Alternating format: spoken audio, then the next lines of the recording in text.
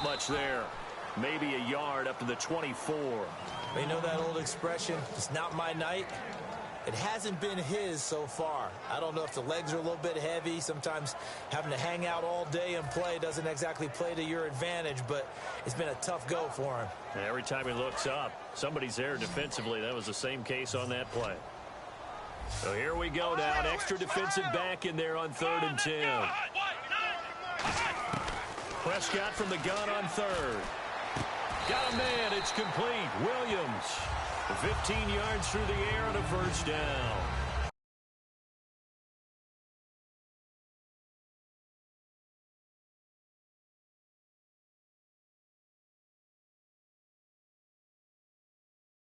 Outrunner shows it there on 3rd down. Very proficient and a good pass. And you know what I've observed over the years in the NFL? The better a route runner you are, the more confidence your guy's going to have in you to go to you in important times because he can trust you being in the right spot, and they connected there and picked up a first down. They'll pitch it out to Elliott. And not much room to operate as he'll get this up only to about the 41. Give him a couple on the carry there, 2nd and 8. And 3rd quarter here, you've got the lead. This is where that strong run game can really benefit you. Stayed in bounds there, kept the clock going. I like all the points you just made there. And if you throw the football and it's incomplete, now you've stopped the clock and you've helped out the guys on the other side of the ball. So keep it in the hands of those runners. Keep moving it. Keep grinding clock. A 2nd down throw for Prescott. They'll roll him out right. Going right side. He has Witten.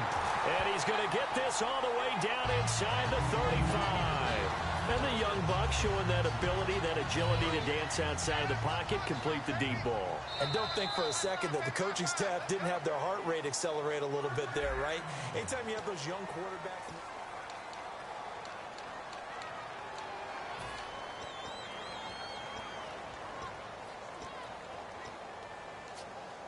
So the offense has it 1st and 10.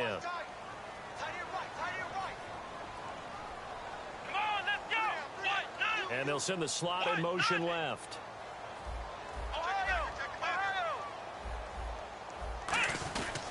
This is Elliott. And room there to work it inside the 25. That one good for 10 yards. And that'll bring up a 2nd and just about a few inches here. The 4th quarter here, they've got the lead. They want to keep it on the ground. That's what they're doing. Smart football. Keep the clock grinding. Keep it going. But you got to figure now, they're going to see more people stacked up at the line of scrimmage as they try and bleed it out. The play clock's running down. 2 yards on the pickup there, but it's enough to give them a new set of downs. Well, I liked it. Just take the snap, burrow forward, pick up the few inches you need for a first down. And defensively, I don't think they were expecting that. They looked a little surprised in the middle. Yeah, a little bit wary there, weren't they? Because that can be a throwaway down where maybe you go play action, fake it, and try and get something big. But instead he said, forget it. Let's just get a first down and start a new set.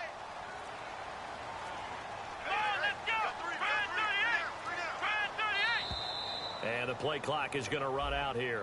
They're in no hurry to get a play off.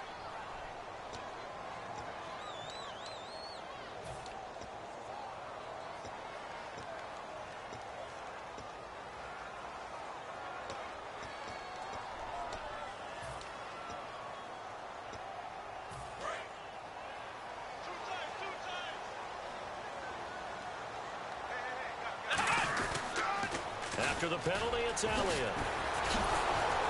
And now they're going to get him down right at the line of scrimmage. No gain on the play. It'll be 2nd down.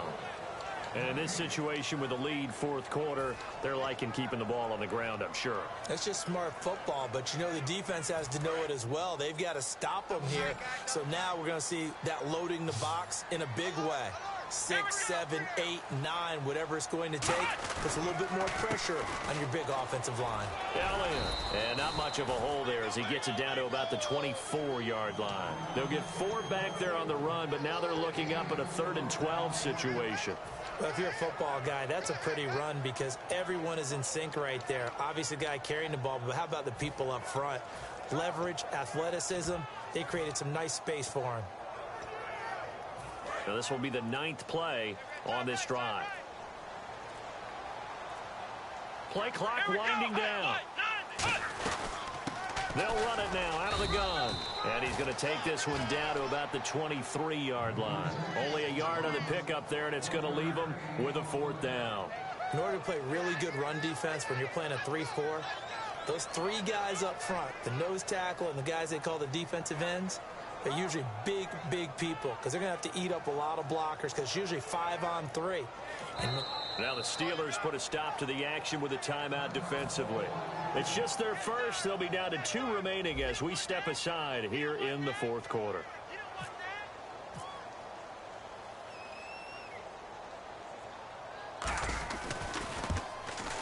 And Bailey able to knock it through. And that will extend their lead here to 17-6. So a big one there as that gives them a little cushion. And you know, here in the 4th quarter, the fact that they were able to bleed some time off the clock and put points on the board, even if it's only 3, that could turn out to be the drive that ultimately wins them the game. And a fair catch signaled for and taken successfully. And the Steelers set to take the field. Last time they were out, they scored. Still trailing here, though, so some work to do. But it's okay in terms of mindset. Because they scored the last time, they're not quite as worried about being down on the scoreboard because now their confidence is a little bit higher. They feel like they got something going, and they feel like they can attack again and put more points on the board. Are you scoreboard watching if you're the offense, or are you just focused on this drive? We wouldn't be telling the truth. Antonio Brown, kiss him goodbye. It's a big play. Roethlisberger to Brown. 71 yards. A good grab there by the former Central Michigan man, Antonio Brown. And he ate up some real estate up. And now a timeout called by the Cowboys defense. It's just their first. They'll be down to 2 remaining as we step aside here in the 4th quarter.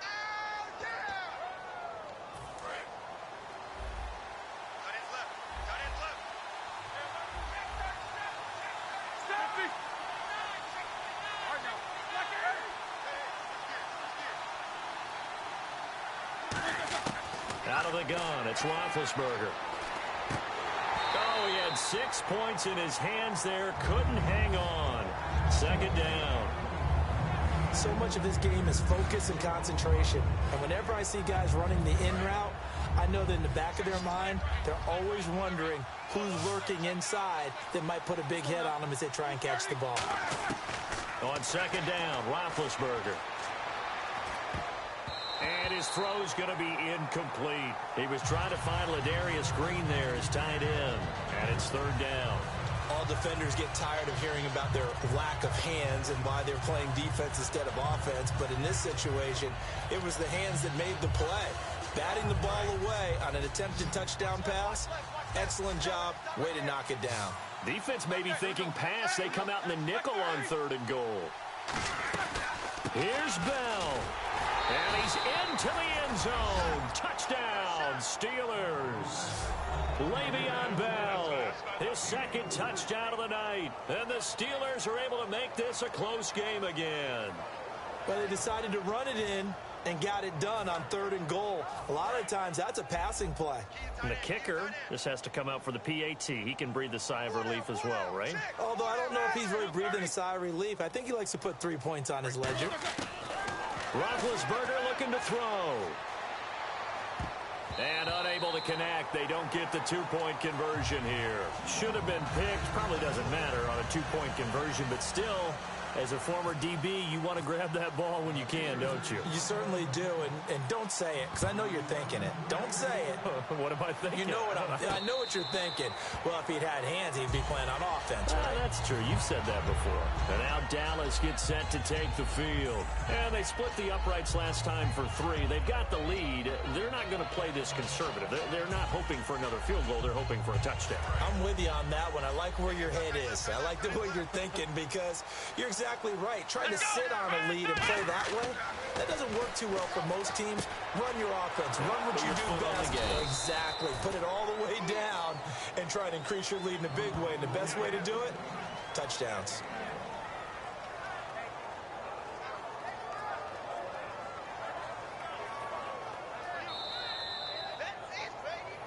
Time for a break. We'll come back, see what transpires after this.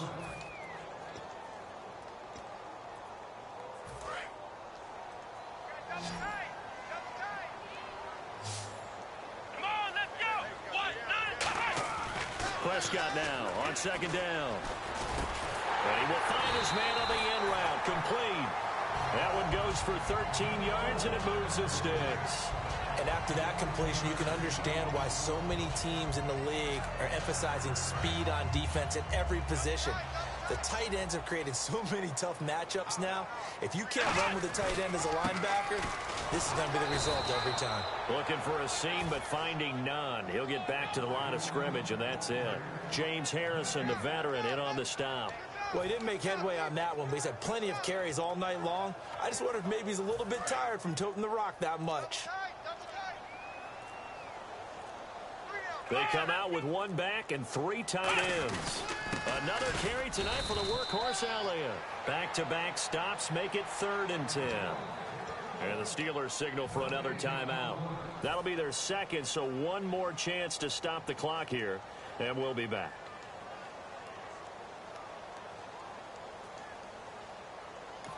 Now whistles come in. We're going to get a timeout here by the offense. That'll leave them with just one remaining in this 4th quarter of play.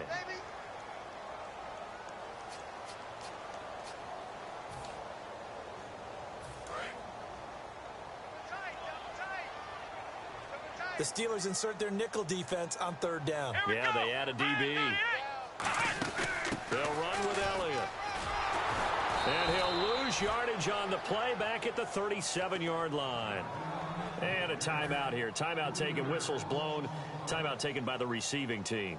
That'll be their 3rd and final stoppage here as we step aside. He gets it away, and I think they'll smartly play keep away here from Brown. And this will be out of bounds at the what here? The 12-yard line. And Pittsburgh getting set to take the field. One possession game. Time very much a factor. How does the offense handle this situation? Well, in a lot of cases, they should be somewhat relaxed. And I know that's counterintuitive because this is a pressure situation. But this is Friday practice every week of the season. You go over this situation, having to go downfield, limited timeouts, got to get out of bounds and keep the drive going and set yourself up. Defensively, you can't just lay back and let them do whatever they want. So it is a cat and mouse deal here. How much pressure will the defense bring, and how much pressure can the offense handle? We're going to find out. He's back to throw. Bryant with a catch right side. And he'll get this up to the 30-yard line. He got 18 yards out of that one, and it gets him a new set of downs. And now it looks like they're going to be in the hurry-up. And they are able to spike it, cutting it close, but 2 seconds left on the clock. Now hang on here. Timeout called by the defense. It'll be their 3rd and final timeout, so as they talk things over, we'll step aside. Offense still needing 10 yards. 2nd down. One last shot for Roethlisberger. He's got time in the pocket. He's going to let it fly. And it's incomplete, so their final drive comes.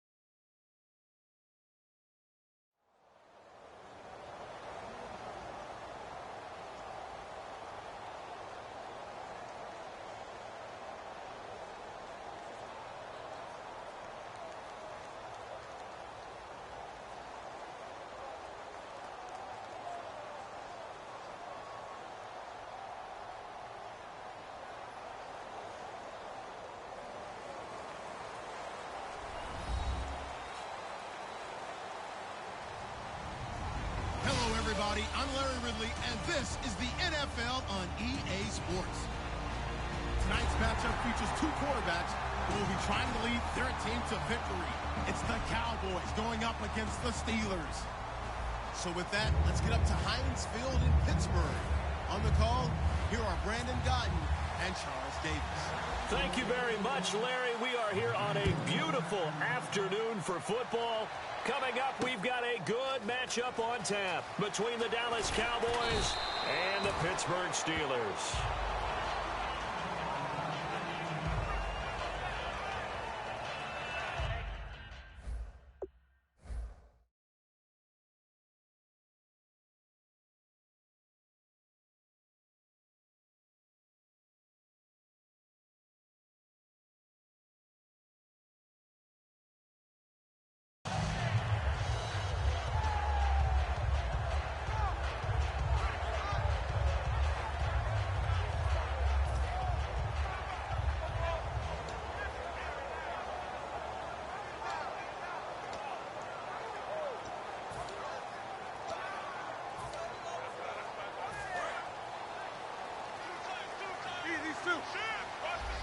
They come out with one back and three tight ends. Here's the first carry for Le'Veon Bell. Just a yard on the first down carry, so it's 2nd and 9. Time for the offensive starters now for the Pittsburgh Steelers, and a guy to watch out wide, Sammy Coates. A slow start in his rookie season, only caught one pass in 2015. They're expecting much bigger things from him, trying to help out that offense. If he can get open, you know his quarterback will find him. A fake to Bell. Now it's Roethlisberger. And he will find his big tight end over the middle.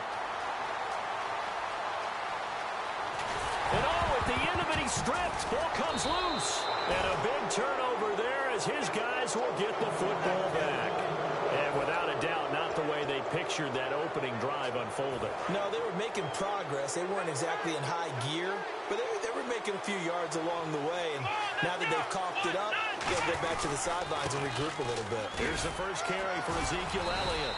Give him 3 on first down. It'll set up a 2nd and 7. Here's the offense, and I don't know what more you can say at this point in his career about Jason Witten.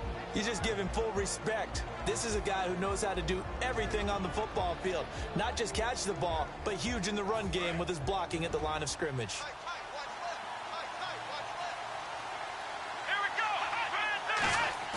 Second down, Prescott. And able to get this across the 20 before going out of bounds. It goes as a gain of 8, and it moves the chains. I do have to admit, I like it when it all comes together. When the top part, catching the football, right, whether you're catching it with your hands or cradling it, comes together with the legs, in this case the feet, doing a little toe tap to stay in bounds and complete the catch. And a great job by our crew on the camera shot. Love when you see the grass or on the field turf, those rubber pellets flying up. Great catch. A first down carry by Elliott. Trying to turn the corner, but they string him out and stop him at the line of scrimmage. Officially no gain on the play, and it's 2nd down. And a look at the Steelers' defensive unit. Cameron Hayward is a defensive lineman, but many of us, especially guys of my vintage, remember his father, Craig Ironhead Hayward, who was a running back. I think Cameron decided he'd rather hit people than be hit. First carry now for McFadden. And here's another tackle made at the line, so they're converging well on the football now. They'll lose a yard, and it brings up 3rd. And when you're trying to set up a counter play, it's what a lot of people call an influence play. You really hoping those defensive linemen are really agile that day. If they stayed out late the night before the game and they're not moving as fast, it's a lousy call because that means they're just going to sit in the hole that you hope to create just by the movement of your offensive line. And there they got the ball to the outer third of the field, but tackled behind the line of scrimmage. Yeah, things get stacked up in there if they don't move as well as you want them to, and probably just trying to escape and couldn't get away. It's incomplete. Took a shot, couldn't connect. Well, no second guessing the call here. It was 3rd and long, so throwing the football was probably the smart play to try and pick it up. But they don't get it, and now the defense goes off the field feeling pretty good about themselves, gaining some momentum as they force them into a likely punting situation. So the Cowboys will punt it on 4th down. As on is the veteran Chris Jones to kick it away. Back deep for the Steelers, Antonio Brown.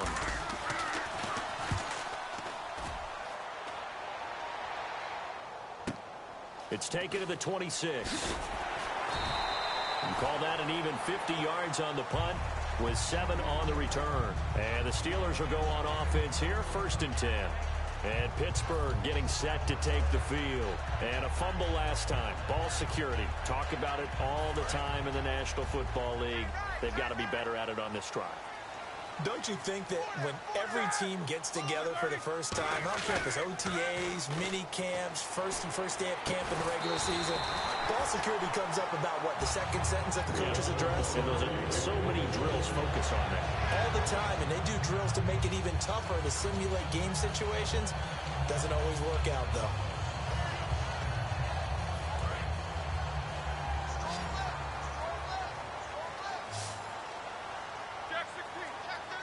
They come up in an offset eye. Now a 1st down carry by Bell. And he takes it across midfield to the 45. In 12 regular season games this last year for Bell, averaging over 150 yards from scrimmage. First 2 games in the playoffs were great, but, you know, getting injured in the final game probably leaves a bad taste in his mouth. Leaves a bad taste. Gives him fuel for the next season, though, because, remember, for the last few years, he hasn't been able to play a full season for various reasons.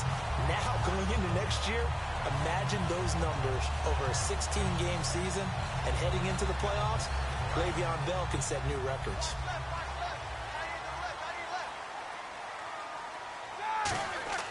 Now Roethlisberger on 1st down. On the right side, caught by Green. A good pickup there at 22. You know, when I see passes like that, I'm reminded of something you and I talked about yesterday. Big Ben was a wide receiver the first 3 years of high school, sitting behind the coach's son. And then he finally got that opportunity. I think he's made the most of it. It's always the coach's son, isn't it? But you know where it helps him? When he looks downfield, he knows what the receivers are going to do. He actually has wide receivers' eyes when he's throwing the ball. So a loss of 5, and it'll be 2nd down. When I watch plays like that, I give a lot of thanks that my DNA did not make me an offensive tackle, because that is a very difficult job, to hold your block against a really good defensive end and hang on to it so your runner can get to the edge and do it without holding. I don't know that that's really possible for very many people. That is caught at the 7-yard line. 8 yards on the completion, but now they face 3rd down. That was a nicely run slant route, and what the receiver's trying to do is make the defender think he's going upfield for a deeper route, and then breaks it off, usually after about 3 to 4 steps, and cuts towards the middle of the field. And now what he's trying to do is use his body to keep the defender away from the football and give the quarterback a really nice target. And now a timeout called by the Cowboys defense. They'll have 2 remaining as we step aside here in this first quarter.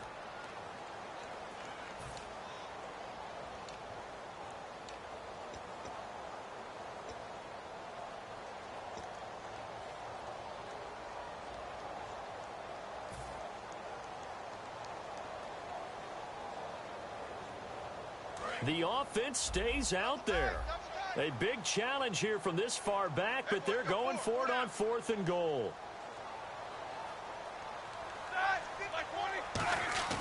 They're going on 4th down. It's Roethlisberger.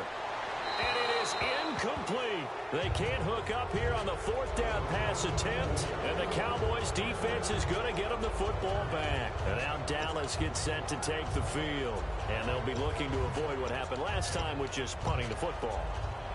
But when you look at how teams play the game, that complementary football comes into play. How do I take care of my defense? How do I take care of my offense? Well, the defense is taking care of them in a lot of ways.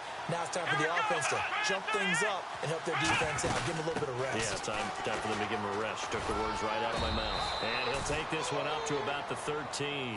7 yards on the pickup there, and it'll leave him with a 2nd and 3.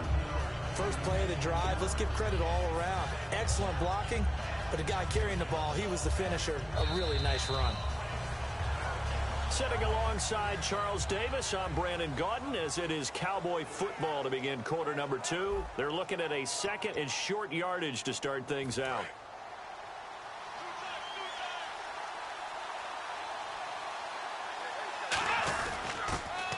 Morris. And he'll be about a full yard shy of the 20 at the 19-yard line. They get 6 on the pickup there as the drive will continue. That's a good, nice, crisp run for a first down. I wonder if the defense might have been loosened up a little bit, maybe anticipating a pass instead of the run that they got.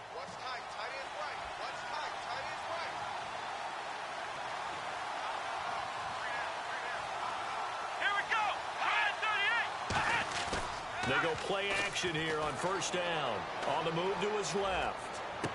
Trying to get it to Williams, but it's intercepted. A great read, and it's picked off. And his crew will take over with a football at the 35-yard line. And Pittsburgh getting set to take the field.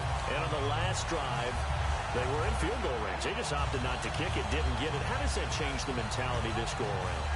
I don't think it changes much for the head coach because this is what he preaches all the time. Attack at all times in any spot on the field, and he likes touchdowns, not field goals.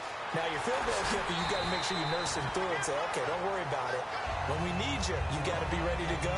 And the team, of course, loves to see points on the board. So let's see if it changes a little bit if they're in the same spot again. Yeah, we'll see what the decision is here if they get to that spot.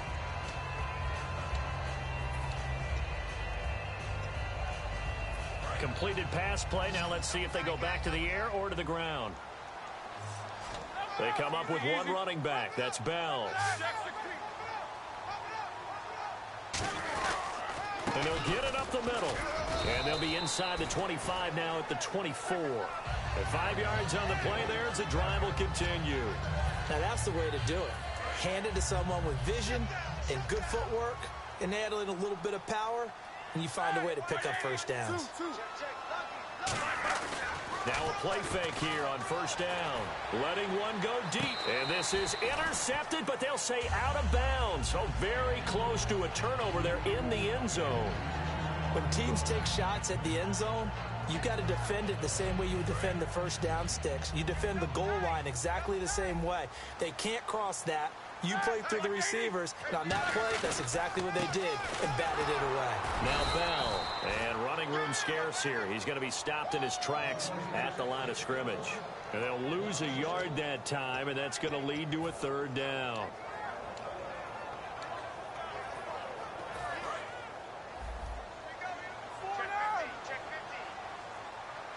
Brown, the lone receiver left.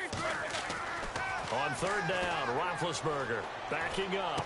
He finds Coates complete. And he gets the first down yardage before he's brought down just outside the 10 at the 11.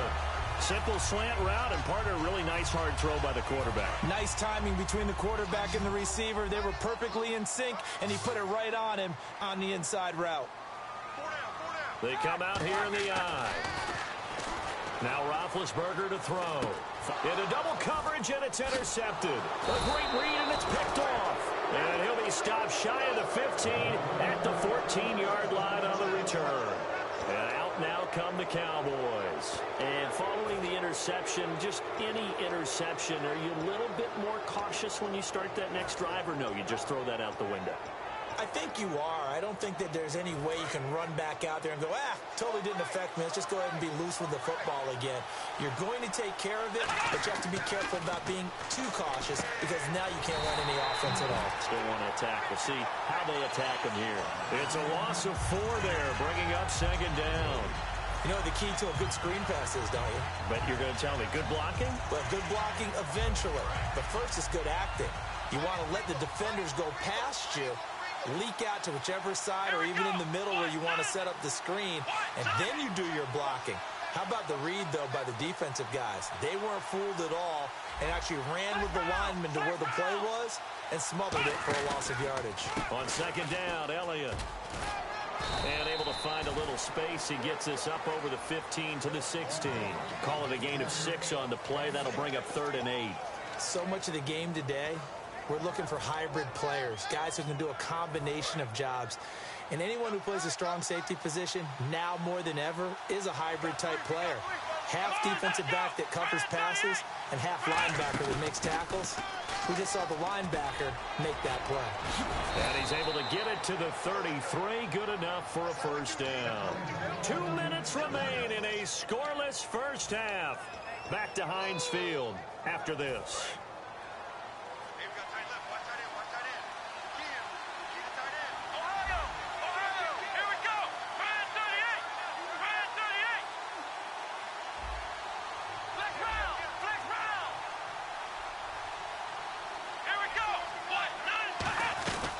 They'll run it now out of the gun. Found a little room there as he's up to about the 37. They give him 4 yards there. It'll be 2nd and 6. Not a run that you're going to write home about, but still a good first down run. That's what an offense calls staying on schedule. 3 to 4 yards on first down. You're set up very well for the rest of the drive. They'll come up now in the Wildcat package. Let's go! A give left. McFadden. They find some open field here. And getting this just shy of midfield, they'll spot it at the 49. Whenever we meet with coaches and they always talk about wanting to establish running the football, it's oftentimes with a good tight end who can control the line of scrimmage and the point of attack, and they're becoming harder to find because the colleges are giving us a whole lot of receiving tight ends, former wide receivers who can run, not necessarily block very well. In this case, though, we saw 2 tight ends on the field, both of them with the ability to block, and they ran the ball successfully behind that power set. 2 yards on the pickup there. It'll be 2nd and 8. That's a good play by the guys on the defensive side of the ball. Held him to a gain of 2. And that changes the playbook a little bit now for the guy calling plays. 2nd and 8. Now he's got to probably think about going to the air instead of maybe staying with the ground game. They come up in an empty set. 4 wide receivers, 1 tight end.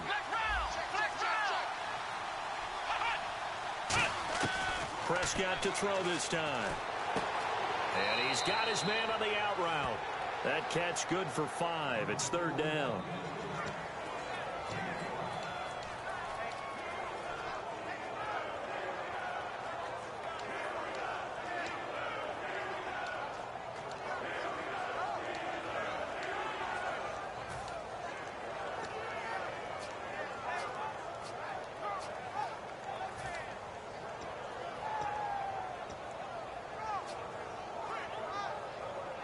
Here's the 7th play of this drive. This is 3rd and 4.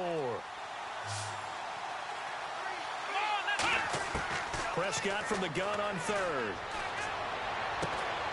He's got a man. It's Williams. A good pick up there of 20 yards. Now hold everything here. We're going to get a timeout by the offense.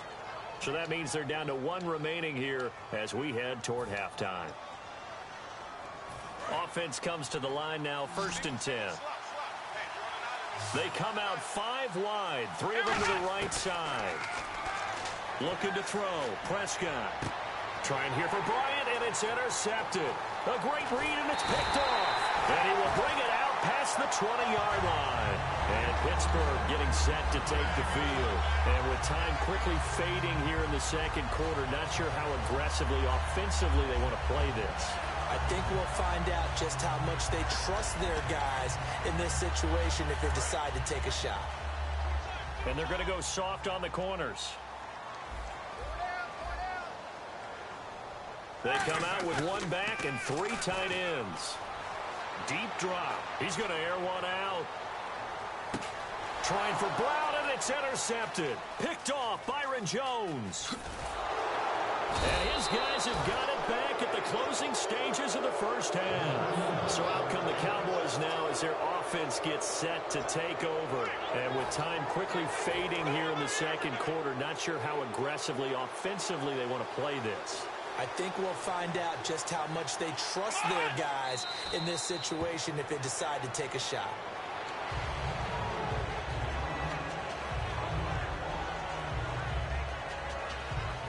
Time for a break. We've hit halftime. 2 quarters down. 2 still remain. We step aside. This is the NFL on EA Sports. Welcome back. Halftime over. We are ready for quarter number 3. Alongside Charles Davis, I'm Brandon Gordon.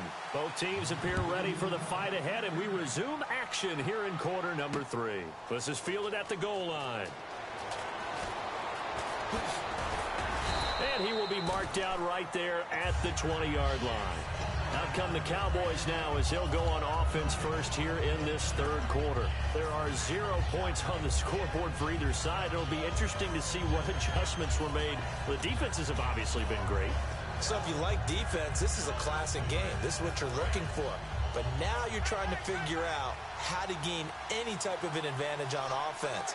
Is it through a big chunk play that they haven't seen before? Or is it just running your regular offense and running it better, trying to create an opportunity? We'll see which avenue they choose to go down. Some runs are blocked so well, you almost forget that someone has to carry the ball to gain the yardage. The leverage by the offensive line to create space up front, really well done. Let's go! Ryan 38! Ryan 38! Let's round! And to give this time to the tailback. He takes this for 3 to the 29. Bud Dupree, a former first-round pick, in on the stop. Partner, we know today's NFL is really built around the guy throwing the football.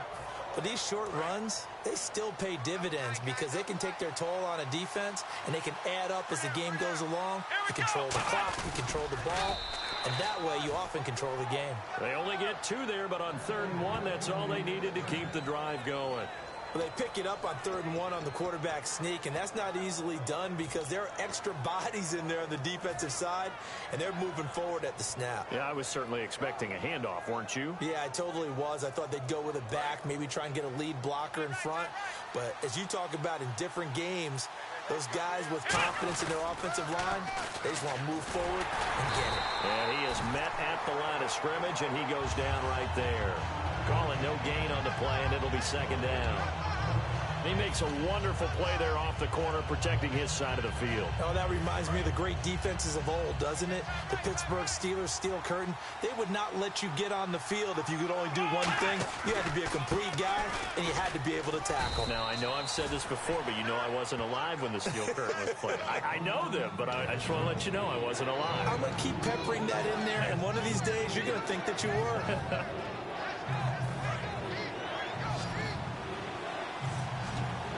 They come up in an empty set. 4 wide receivers, 1 tight end. On 3rd down, it's Prescott. And incomplete. The contact made the ball roam free and brings up 4th down. A pretty good coverage there, and both of these defenses, they've had good coverage throughout this one. No doubt about it, and in today's NFL, where we're used to a bit more scoring, this feels almost like a well-pitched game in baseball on both sides where the tension continues to build. Who's going to make the big play? And he gets this away, angled for the sideline with a lot behind it. Wow. And it's out of bounds. Now we'll see what the side judge says. He says out at the 8-yard line. Time for the Steelers offense now to get set for their first possession of half number 2. Their defense did its job, yielded no points. Now it's the offense's turn. And how much fun is that when you set things up to start a half and you just tell you guys, hey, if you can shut them down, get it back for our offense, we can roll. And they played out perfectly. Now, can the offense do what they wanted to do at the half, which is find those weaknesses and now attack them and score some points. And break this tie.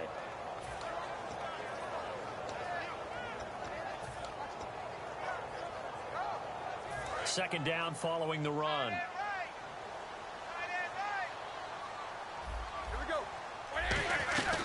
They'll go again with Bell. And he'll go down for a loss inside his own 5 at the 4. Brandon, that play typifies what we've seen from the offense all day long. They've had no success getting things going. I think for the offensive coordinator, he's got to go to that side of the play sheet that says try something different, try some specials, something they haven't seen all day to try and get this offense kick-started. Now Roethlisberger down around his goal line. He gets it to Brown, complete. A very solid gain of 27. A great job pulling that one in from a guy, as we know, who can really blaze. He's got a lot of speed. And that speed can work for him so many different ways. Sometimes he just takes off and goes and just runs past people. Sometimes you get people to back off so far that you can catch everything underneath. But still, at some point in the game, you probably have to make some contested catches, right? Sometimes you have to go up and beat a defender for the football. He has that in his arsenal as well. Showed it right there. That's going to go as a loss of 2, and it'll be 2nd down. And that's another stop for the defense, something we've seen all game long. They've been on fire today. No matter what's called by the offense, they've had an answer for it. Watch left, watch left, watch left. Stop right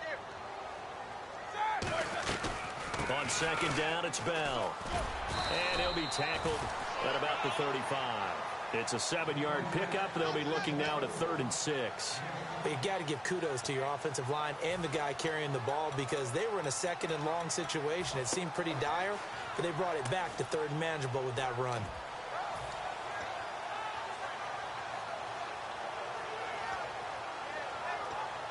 And this defense looks for one more stop here on 3rd after the run.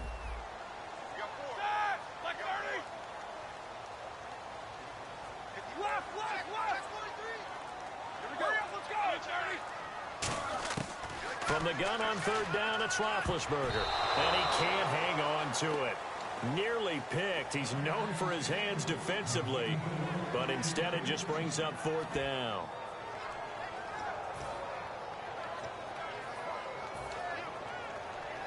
They'll break the huddle here and go for it. This is 4th down. They come out here in the eye. They'll indeed go for it with Roethlisberger. He finds Coates complete. And he will have the 1st down as he gets this to the 47. And on the outside, they're playing press coverage. Back now in Pittsburgh. As we've got the final quarter upon us, we get ready to start the 4th.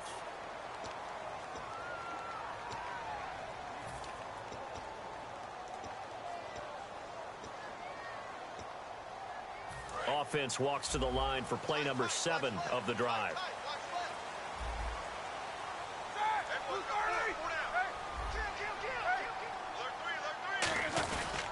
They'll go back to the ground with Bell. And he's going to get this one down near the 45-yard line. 2 yards on the carry there. It'll be 2nd down. Tough day, tough sledding right there, and it's been that way the entire game. Not a whole lot of room to ramble for him. Yeah, you're right. It's been that way all afternoon. Didn't get a whole lot better there. So the offense looking at a 2nd and 8. Brown, the lone receiver, left. Here's Roethlisberger to throw. Sammy Coates, the intended target there. And that'll make it 3rd down. He's got to be kicking himself right there. His team's already picked off 2 passes. That would have been the 3rd in the game. And, boy, they've really played well attacking the football.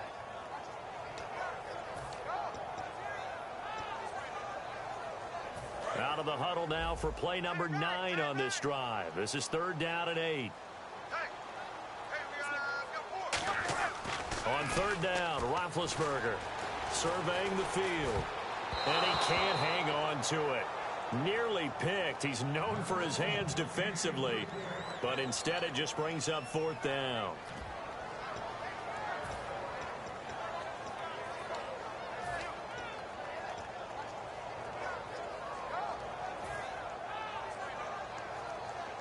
So here we go. The offense is going to stay out there. They're going for it on 4th and 8. 4th down. Here's Roethlisberger. He's got time. And this time he's got the hook up. It's complete. And he's going to have the 1st down yardage as he's down at about the 30-yard line. And that's a big pickup of a 1st down. And you know that all week, both sides of the ball, offense and defense, are going through every situation.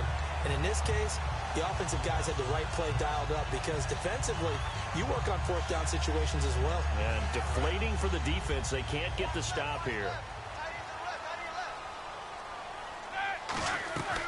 They'll run it now out of the gun. And he'll take this down just shy of the 25-yard line. A gain of 3, 2nd down. Long drive. The defense just cannot seem to catch a break and get off the field. Looking to speed things up here, going with some tempo.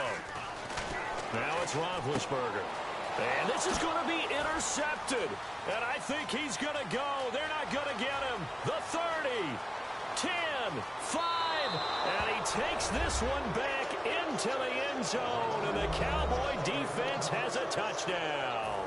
Did I just see what I thought I saw? Did I just see what I thought? That had to be Come on, say it for me. Say it for me. Who picked up that pass? The free safety. Oh, you got to have those great skills back there. Eyes, anticipation, great hands. And, of course, how about the fluid moves afterwards to take it all the way to the house? Sounds like you're watching your old game film up here in your head. Yeah, that's the dream I had of being that player. I just never was. So they'll get another shot on offense following that pick six. And now the kick is away. This is fielded at the goal line. And he will take it back only to about the 13-yard line here. And Pittsburgh getting set to take the field. And following the pick six, and they had decent field position in throwing that pick six. We'll see how they attack this drive. And I think all you say to your guy is, listen, let's just take care of the football a little bit better. Make some better decisions on this drive, and they'll probably help him a little bit with maybe some really high percentage throws early to let him get settled back in. But they told us they've got confidence. That's not a problem. Yeah, not a problem at all. They just want to make sure they get things settled down a little bit for their offense and get. It's caught inside the 25. It's a big play. Roethlisberger to Brown. 66 yards. Well, even after all those interceptions, he's not deterred, still confident to go deep at work there. I think all the old rules about playing that position still apply. If things go wrong, you still act like you're the best player out on the field. You still carry that supreme arrogance with you and continue to fire the ball. I've seen guys have games like this, and this is where you find out if you're great or not.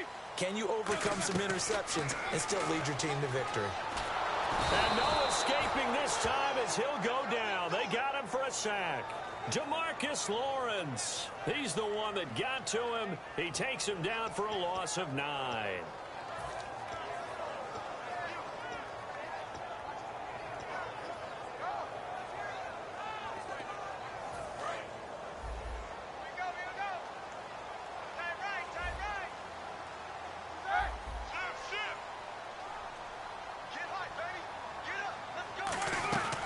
They'll run it now out of the gun.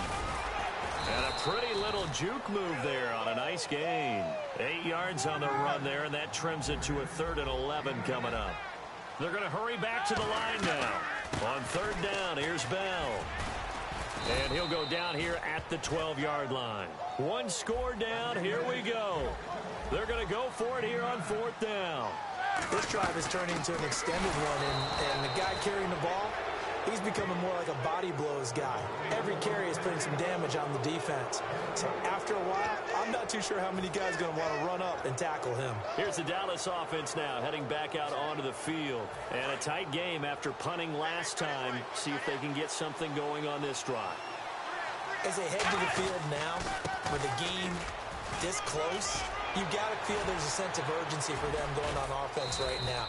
But they have to do it without letting panic creep in and affect their play. And a nice carry there of 15 yards. How many times do we say in this game that speed kills, and it does it in so many different ways? In this case, you got a back who's quick and shifty, can make moves, make people miss, but also gets to and through a hole before it can close down. That's some of the benefits of that speed, not just outrunning people in the secondary, and that led to a really nice gain. Time for a break. We'll come back for the electrifying conclusion after this.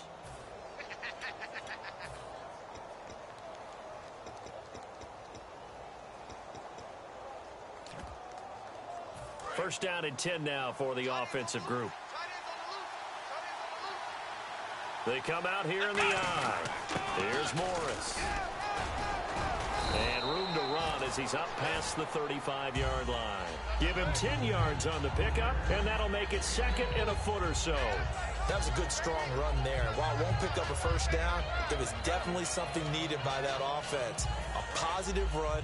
They got a good push by their guys up front. Maybe something they can build on as this game continues. On the sneak, it's Prescott. 2 yards on the pickup there, but it's enough to give him a new set of downs. Okay, I'll admit it. I'm a little surprised by that call. 2nd and inches. It did what it was intended, but it felt like it was a free play waiting to happen. I thought they might take a shot. And now with the play clock winding down, Jason Garrett opts to take a timeout. It's just their first. They've got 2 more to use here in the final stages.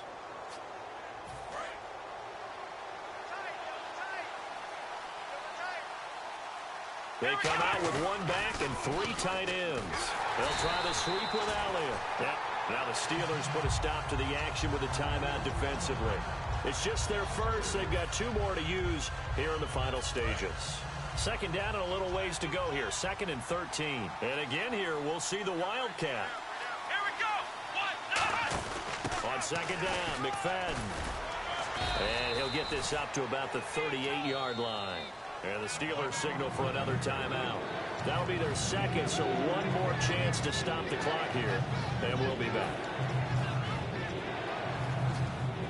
We've got a 3rd and 11.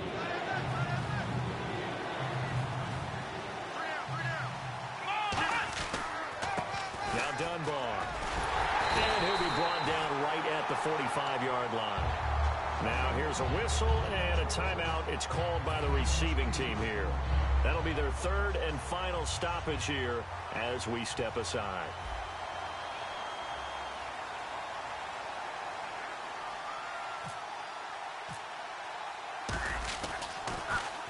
And he gets it away. A directional kick going toward the sideline. And no return here. Where will they spot it?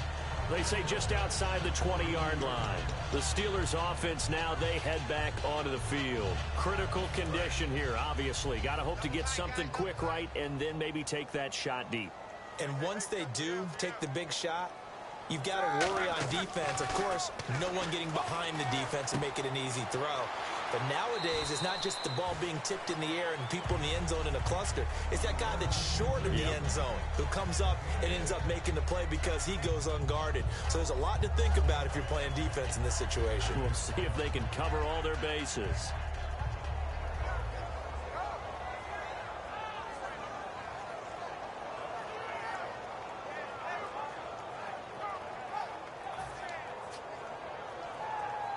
So the offense readies for a 2nd and 4. Pick it up, defense. Let's go. Here we go. 30. They'll look to throw. Now a desperation throw deep downfield. And he bats it away, and it falls down incomplete. Antonio Brown, the intended receiver, and it's 3rd down. That's a bold strike right there, taking it downfield and putting some air on it. But how about the coverage? Able to get his hands across the receiver and bat the ball down. Watch the run. Watch the run. Set. Mike 30. Mike 5-4. Mike 5-4. One last shot for Roethlisberger. Now been hit, and he lost the football. It's loose. Well, we saw a close game that kept us on the edge of our seats down to that final whistle. And right before that final whistle, defense with one mark there, getting the sack to end it. I love how you phrased it because we were waiting to see what would happen. Obviously, we thought something would happen downfield. Instead, it happens in the offensive backfield, and that's your ball game.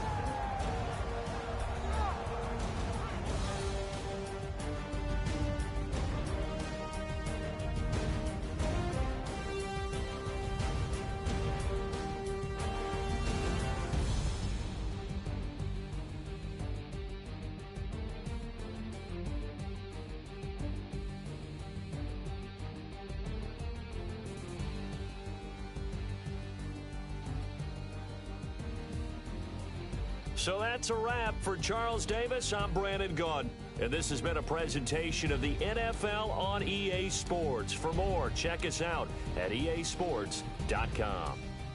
With that, we sign off from Heinz Field.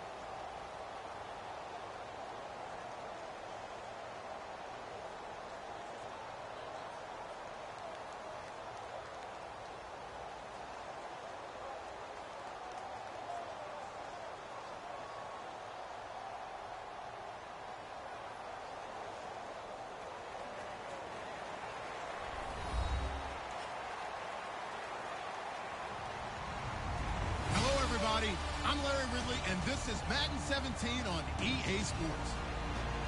Two wide receivers will be looking to be #1 targets on the field in today's game.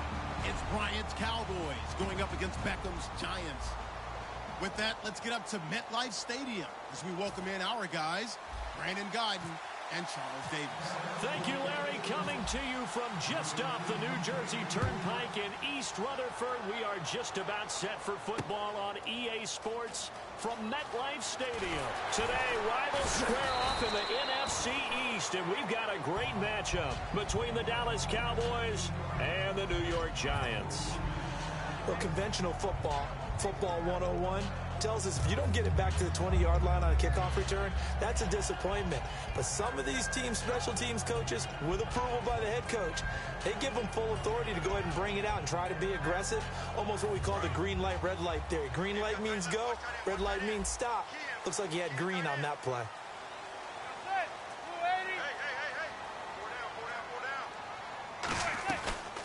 They run with a fifth-round man, Paul Perkins. No gain on the play there, second down. The New York Giants offensively, their starters, and one guy out wide to take a look at, Sterling Shepard. A really mature man in every way coming out of Oklahoma. Personally and professionally, you can play him out wide, play him in the slot. He can return punts for you. He's a dynamic playmaker. To throw, it's Manning. Caught left side, it's Beckham. And brought down, but not before they're able to get it up to the 25. Here's a nugget, Charles, on OBJ. This year he had 101 catches, now 288 for his first 3 years in the league. That ties him with his former LSU teammate, Jarvis Landry, for most catches for a receiver in their first 3 years in the NFL. And just think about it this way. LSU is known as a running back factory as well. So wide receivers coming into the league and doing the damage they're doing, absolutely incredible. But I do know this. OBJ will tease his former teammate and say, don't forget, we're tied, but I missed a few games my rookie year. If I'd played those games, I'd be way ahead of you. A very solid gain of 27. That was a beautifully executed screen pass. Let the rushers get upfield. The blocking forms in front. Lofted it to the runner. And now, not only does he have open space in front of him, he's got an escort as well, and they pick up big yardage.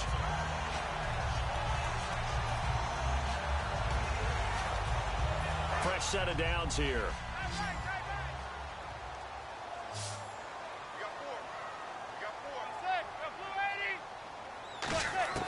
On first down, Manning. Oh, the ball comes out on the hit, but they'll say it's incomplete. They were trying to get it there to Sterling Shepard. That'll bring up second down. Uh-oh, Charles, now you get to talk about your old spot, the secondary. Very key here in this one. You have to cut me off because, you know, I'll talk about them all game long. Love to see those guys match up and challenge the best wide receivers. Back to the air on second down. It's Manning. And here the hookup good to Victor Cruz.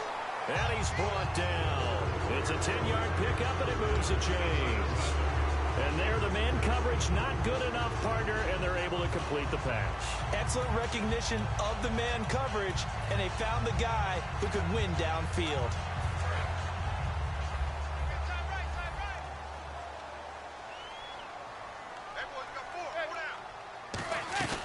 Here's Perkins on first down.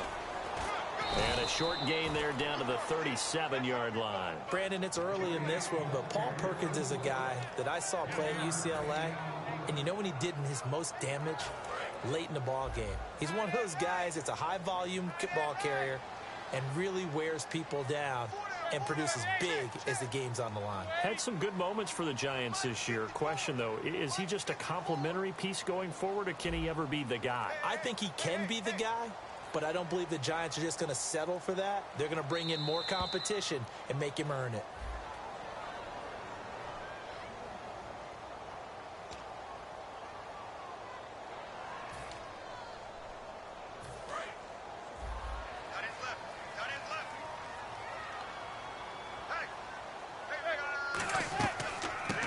Perkins again, and he's going to be met at the line of scrimmage and taken down. They'll lose a yard, and it brings up third. The defense won that play so fast that I think if the running back even had time to notice if anyone was there, it was just a blink of an eye, and there was a loss on the play. The 7th play now of this opening drive. This is 3rd and long, though. On 3rd and long, it's Manning. Caught. It's Cruz, left side. They pick up 10, but it'll still lead to a 4th down. That was a nice catch, and if the goal was to get into field goal range, it certainly appears that they accomplished that. Well, and sometimes that's what you dial up in these situations, right, when you want 3? Well, if the goal was to get into field goal territory, even though it'll be a long attempt, I think they accomplished that. And sometimes you have plays for that. It's not always a first down where you want 3, get a little bit closer, making it easier shot. Yeah, sometimes you just have to concede to the defense, and they know what you're trying to get done, and to try and get any more than that is almost folly. Take what you can get, maybe have an opportunity to put 3 points on the board.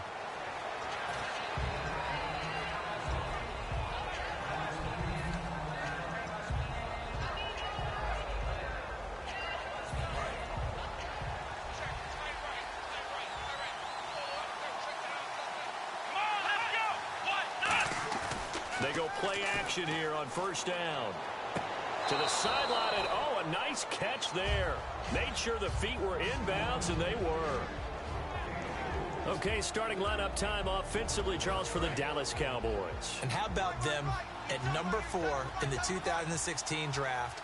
Big needs on the defensive line, and they go with the running. They go star power. They went star power, but Ezekiel Elliott, in a lot of ways, was exactly the right decision. When they had winning success in 2014, they did it running the football. Elliott can do that for them again. Charles, for the Giants defense here, looking forward to next season, what do they need to improve, and where are they solid? I think that they'll want to continue to get better at the linebacker position. I think they want to add another pass rusher because Olivier Vernon, who was a free agent pickup in 2016, did a tremendous job coming off the edge.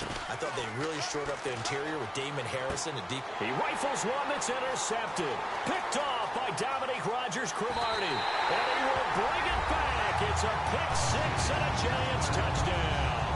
I don't know who all is to blame there, but I love seeing pick 6s. Nothing like seeing someone pluck it out of the air and go the other way and see people try to change directions. Hard to do. And his kick is good.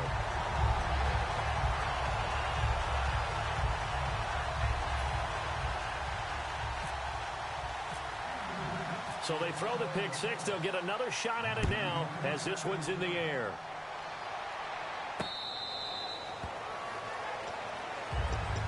And now Dallas gets set to take the field.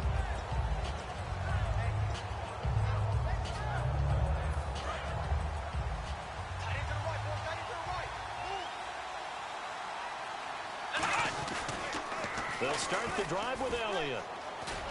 And he's able to plow forward up to about the 29, just shy of the 30. It's a pickup of 4, and it'll bring up 2nd down. In today's NFL, you hear all the time about stretching the field and creating space in order to run plays. A toss play will help accomplish that because now you're pushing a defense to chase you all the way to the edges and to the sideline.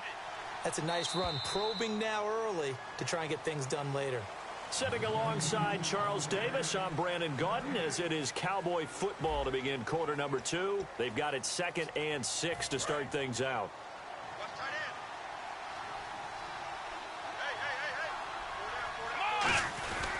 Again, it's Elliott. And he'll slip his way up across the 30 to the 32. 3 yards is half of what they needed. Now can they get the other 3 here on 3rd down? Well, I think we know by now that every run is not going to be broken and get all the way to the end zone. But these short ones still have their value. You can still set up your play action and throw the football. You control the clock because you have the ball and they don't. And often the physicality sets the tempo for the game. They run with Morris. And he will have a 1st down as they get him to the ground at the 37. On 3rd down, that's a good job of situational football and understanding where the 1st down marker was and getting there.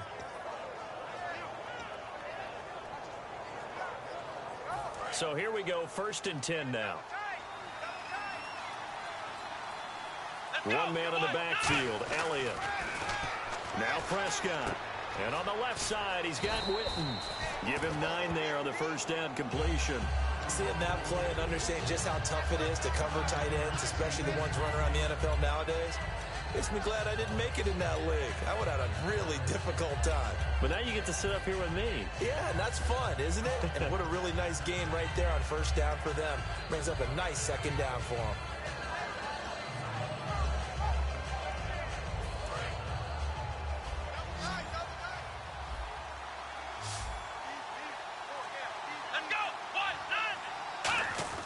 A second down throw for Prescott.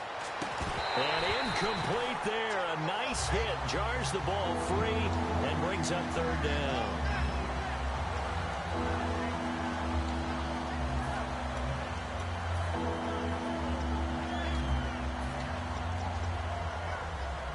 And they only need a little bit here. Third down and very short. This is Morris. And able to pick up the first across midfield to the 47. It's a 7-yard gain there, and it's good enough to move the chains. 3rd and 1, partner. No need to be fancy there. Just use some force and move forward and pick up the first down.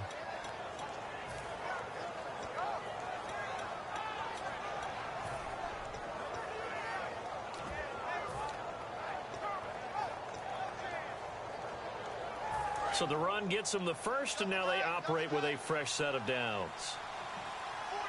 They come out here in the eye. Now a play fake here on first down. Looking for his tight end on the corner. It's complete. And he'll get this one down near the 20-yard line. Okay, when the big guy runs a corner route, you're asking a lot no matter who's covering him. Doesn't matter whether it's a linebacker or a defensive back. Yep. He usually has the advantage because of his body type.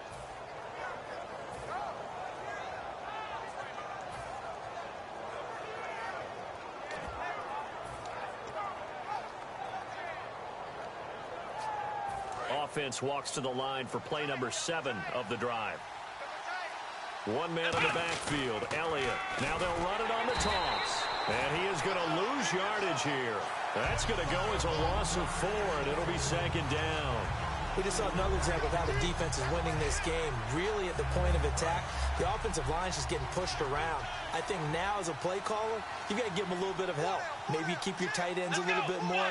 Maybe the running backs help you a little bit with the pass blocking. But you've got to help them get some confidence because you can't abandon the play calling right now. Only a yard on the gain there, and that'll set up 3rd and 13. Well, it wasn't much of a gain, but we're getting near the 2-minute warning. So maybe they just want to get to that point, regroup, and decide what they want to do the rest of the half.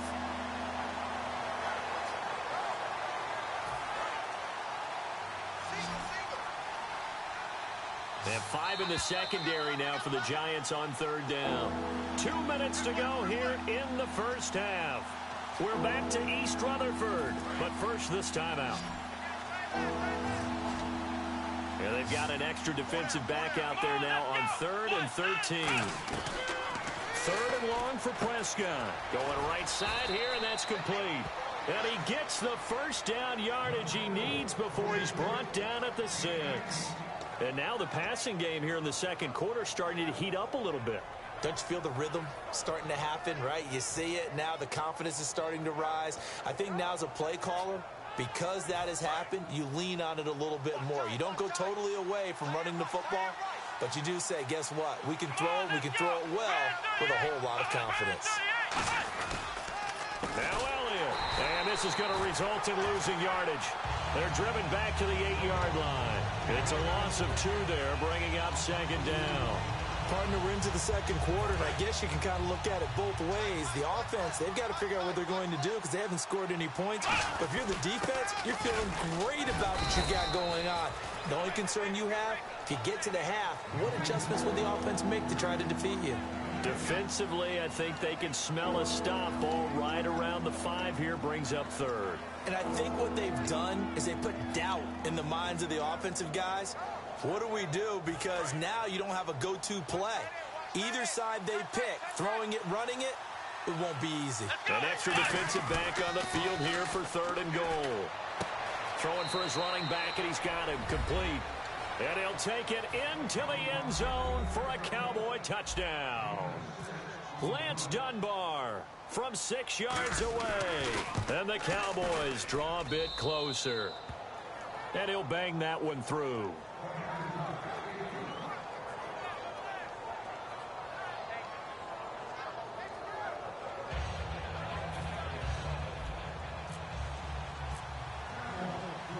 kick team out there for the Cowboys as they run up to send this one away.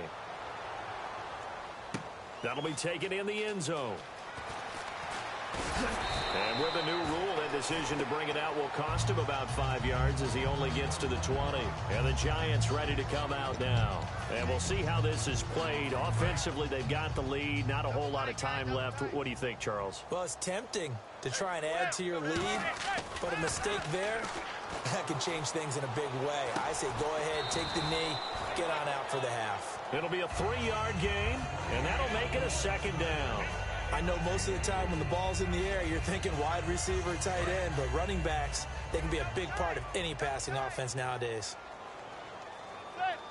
On second down, Perkins. And some room to roam now. And they're able to get this one across the 35. Now whistles come in. We're going to get a timeout here by the offense. It's just their first, so they'll have 2 remaining here before we get to halftime. And a new set of downs here after picking up the first on the ground. On 1st and 10, here's Manning. And this one hauled in by Will Tye. And getting this just shy of midfield, they'll spot it at the 49. Now hold everything here. We're going to get a timeout by the offense. So that means they're down to 1 remaining here as we head toward halftime. Play action. Manning looking deep downfield. And unable to connect on the long pass. It falls down incomplete. We have hit halftime. Still 2 more quarters to go. We'll take a timeout. We'll be back after this. You're watching the NFL, and it's on EA Sports. It's in the game.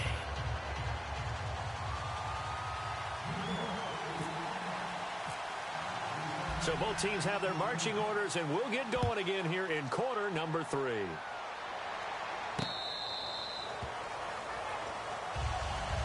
Out come the Cowboys now as they'll go on offense first here in this 3rd quarter. They're close game, but they're going to need to do a little bit better probably here in half 2, no? I would agree with that totally. I would guess it in the locker room. They talked about cleaning up some of the errors, but overall I think they wanted to be positive with them.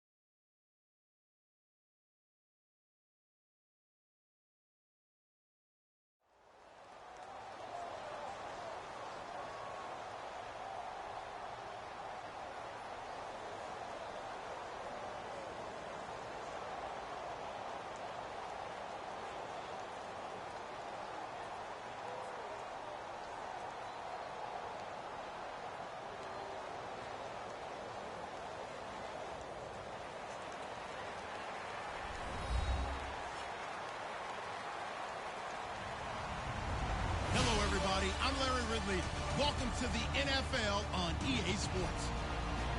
In today's game, we've got two wide receivers who love to make an impact and be #1 receivers. It's Dez Bryant going up against Deshaun Jackson. With that, let's get up to FedEx Field. On the call, here are Brandon Godden and Charles Davis. We are just inside the Beltway, about 10 miles east of the Capitol Dome as we come to you from FedEx Field here in Landover. Today, rivals square off in the NFC East, and we've got a great matchup between the Dallas Cowboys and the Washington Redskins.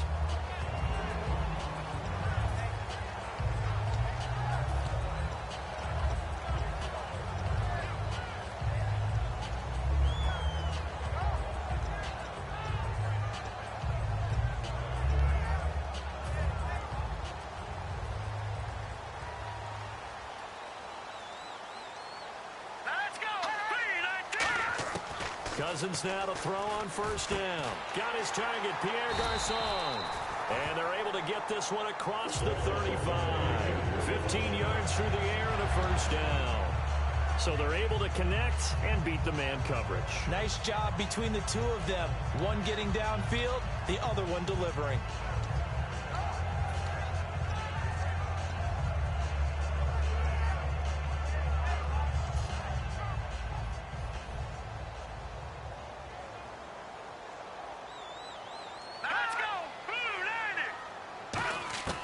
First down throw for Cousins. And he drops this off to Thompson, complete.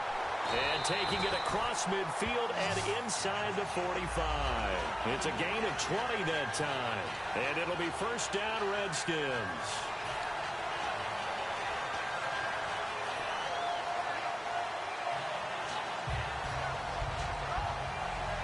So after that big play, let's see if they can catch their defense maybe on their heels.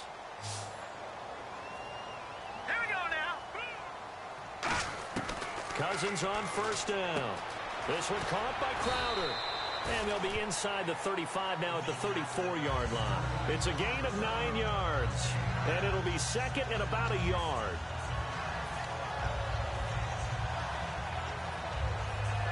Offense readies for a 2nd and 1.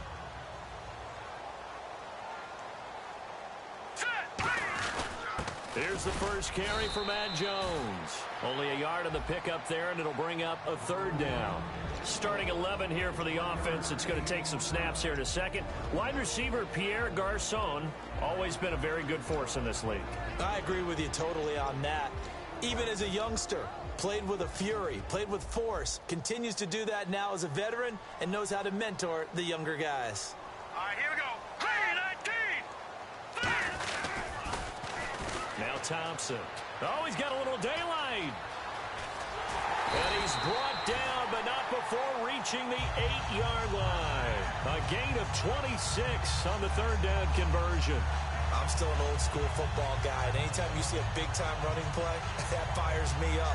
And if I'm on offense right now, in the position they're in now, inside the 10-yard line, I think after the way they've run it, they've set themselves up for a good play-action pass opportunity right here. All right, now, lucky 56. Lucky 56. Now, let's go. Green, 39. Leopard. From the shotgun, it's Cousins. His pass caught at the 4. That throw good for 4. It's 2nd down.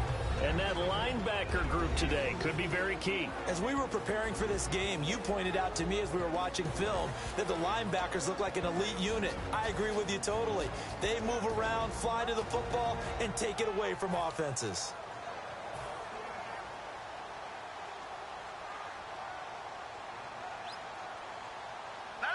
Second and goal to go now. Now Cousins hands to Jones. Able to get a couple here, but won't get across the plane as they stop him right around the 1. So now things get interesting on 3rd and goal from the 1. This almost becomes a Darwinian call, doesn't it? Almost survival of the fittest here. I know we can go all cliche. I'll go ahead and do it. Who wants it more here? Who has a better leverage at the line of scrimmage? Let's go and see what happens. They'll try and run it in with Jones. And he is into the end zone. Touchdown, Redskins. Matt Jones punching it in from a yard away. And the Redskins take the ball down the field and score on their opening drive. Following the touchdown, Dustin Hopkins will kick it away.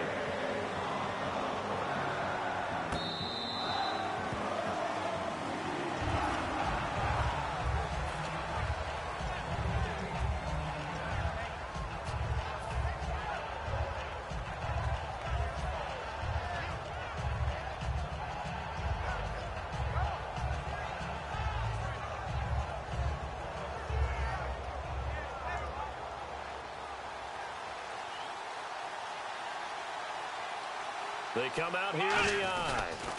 Now the first carry for Ezekiel Elliott. Shreds the tackle. Only a couple there as he'll be brought down about the 28. And a look at the offense that is hoping to put some points up in bunches here in this one.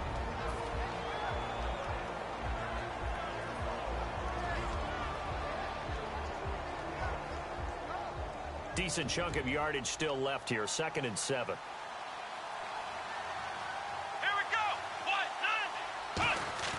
Prescott now on 2nd down.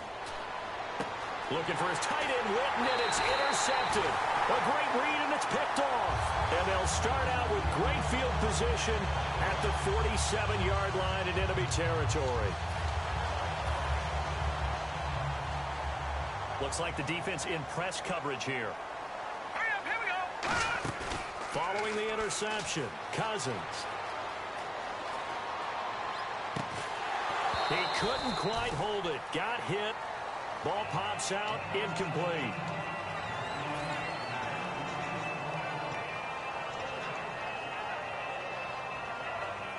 Ten yards still left on 2nd down. Let's go. 3-19. Lucky 56. Lucky 56. A 2nd down throw for Cousins. Complete to the right. This is Garcon. A really good pickup of 28 yards. Oh, Brandon, this one hurts my heart as a former defensive back. Out in the open field, you've got a chance to get down this receiver. Instead, he breaks through you. You'll hear about this in the film room and from your teammates. Here we go now.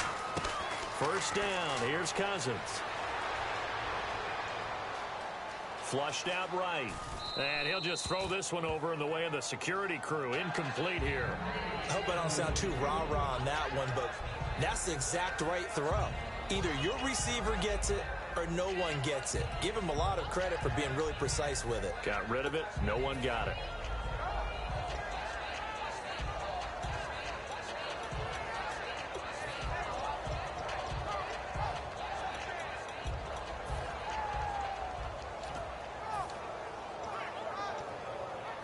So 2nd and 10 here. Hurry up, here we go. 3-19. On 2nd down, Cousins again. Out to the left here to Reed. And he is into the end zone for a Washington touchdown. Jordan Reed from 19 yards away. And the Redskins find a way to stretch their lead. And it's up and good. Following the touchdown, Dustin Hopkins will kick it away.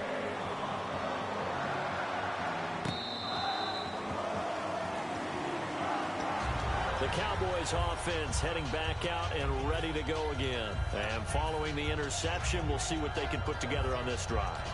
I hear my old college coach right now. He always used to tell us before every game, the team making the fewest mistakes will win. What they're hoping is that that last mistake is their only one of the game. Coaches, that's all they talk about, turnovers, right? Minimizing those and maximizing opportunities.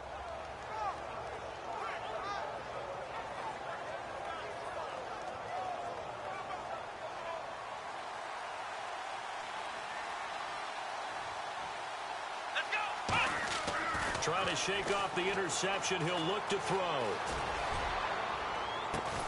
And got his man. Complete. So the flag is for the very rare illegal forward pass penalty. Not often that a quarterback forgets where the line of scrimmage is. They have an innate sense about it. On this play, the quarterback did.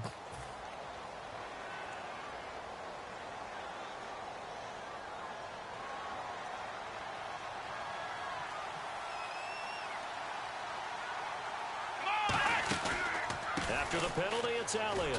And he'll get this up over the 25 to the 26. They'll get 4 on second down, but it leaves them with third and still 9 to go. And now a look at the Washington defense. Trent Murphy's #1 attribute is playing against the run, but he continues to work hard on his pass rush skills. Still 9 yards to go on third down. Here we go. On third down, it's Prescott. He's got a man. It's Williams. And they're going to get this one all the way out across the 45. Sitting alongside Charles Davis, I'm Brandon Gaudin, as it is Cowboy football to begin quarter number 2. And they've got it here with a first down.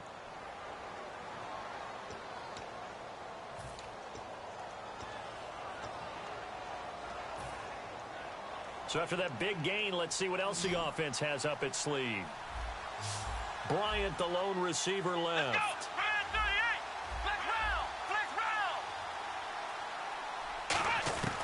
On first and 10, Prescott. And incomplete as he was knocked as he threw it. And it took the ball off course. That incompletion, Charles, gives me a chance to put you on the clock real quick. NFC teams last year that did not make the playoffs that might make a push this coming year. Well, 3 that come to mind right away that we thought were going to be in 2016. Minnesota, remember the start they got off to before that didn't work out so well for them. Arizona, we thought they were locked to be in the playoffs. In fact, many of us called them Super Bowl contenders. And Carolina, the defending NFC champs going into last season, they didn't make it. So I think that all 3 could return to former glory. I'm going to give you one way off the pace here. You ready? Let's go. The Los Angeles Rams. Ooh. They get the young quarterback going, and that defense continues to live up to expectations. They can make a real strong push in the West. They've got the D. You're right. They just need the O. He may try and run for this. And he'll be taken down at the 44-yard line. A nice run leaves him just inches from a first. Could they possibly be tempted to try this on 4th and about a foot?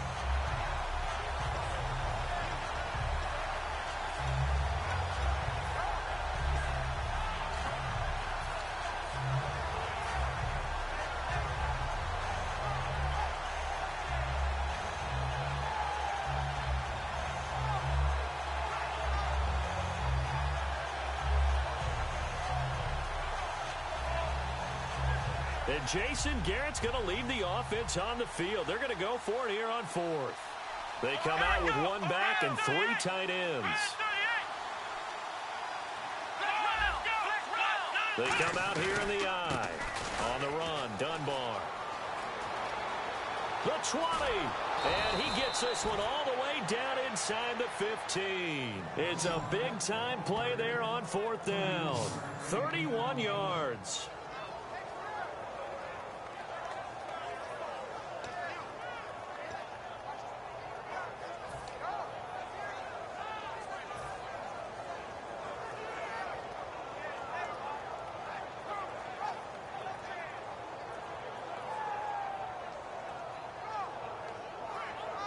So they pick up the first down after the run, and now they approach for the fresh set. They'll come up now in the Wildcat package. Now the backup, Darren McFadden. Uses the stiff arm. A good run there on first down, and it'll leave them with a 2nd and 2. You know what really fires up offensive linemen?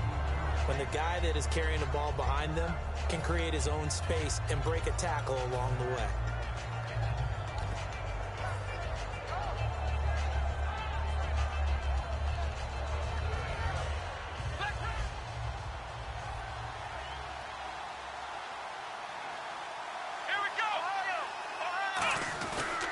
This is Elliott. And he's able to get it down to the 2-yard line. It's a 3-yard pickup, and that sets up a 1st and goal. Not too many more ideal situations than 2nd and 2 in order to try and pick up a first down. They ran it and picked it up. So the run moves the chains, and here we go on first down. They'll try to run it with Morris. And he will fight his way into the end zone for a Cowboy touchdown. Now Alfred Morris taking it in from a yard out. And the Cowboys have cut it to within a score.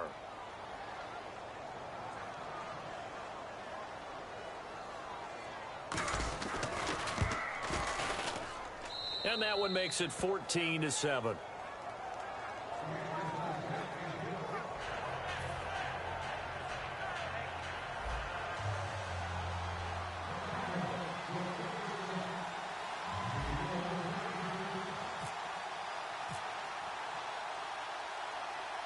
The kick team out there for the Cowboys as they run up to send this one away.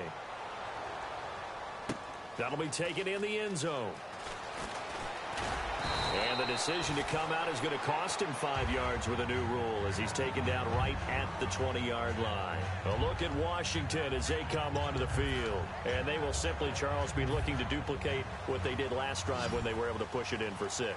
And they hope it'll be that easy, right? To be able to take exactly what happened before, replicate it. They may have to make a few additional changes. Into a double team, and it's intercepted. Picked off by the linebacker, Sean Lee. And they'll start with great field position at the 41-yard line. And now here come the Cowboys. And they're going to need another score. Got one last time, but still down here. When you're playing catch-up, every possession becomes crucial, doesn't it? It's vital. Get back out on the field, punch in the end zone again. They know it's not easy, but what they do have going for them, they did score the last time. They think they've got a good formula working. And what about the defense? Well, now you're just saying to yourself, okay, we gave up a score last time. What adjustments do we need to make to slow them down now and get the ball back for our own offense? Is it more pressure? Is it more zone? What do they have to do? They're trying to figure that out themselves. We'll see if they can figure that out right here. Now the offense lining up 1st and 10.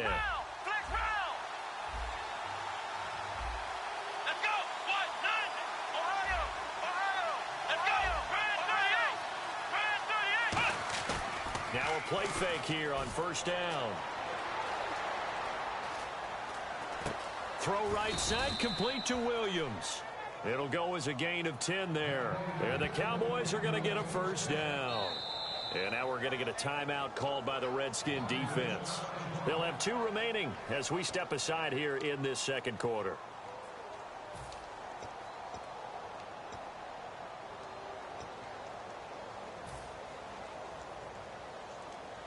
And now inside the red zone, the offense will operate.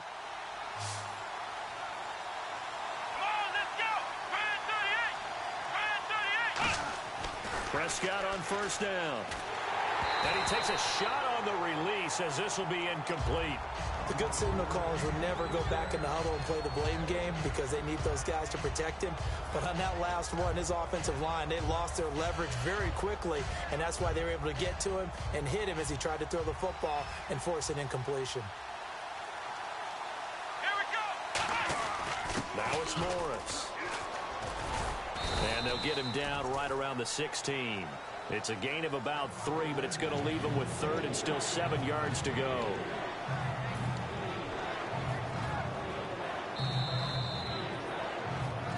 Two minutes to play here in the 1st half. Back to FedEx Field following this short break.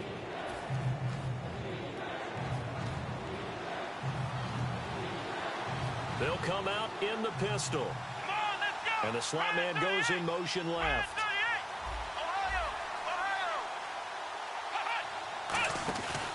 They stay on the ground, but this time it's Elliott. And it pushes.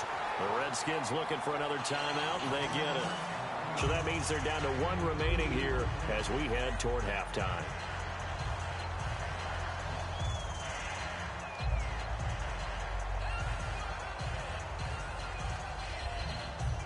The Cowboys will turn it over now to Dan Bailey for the field goal try.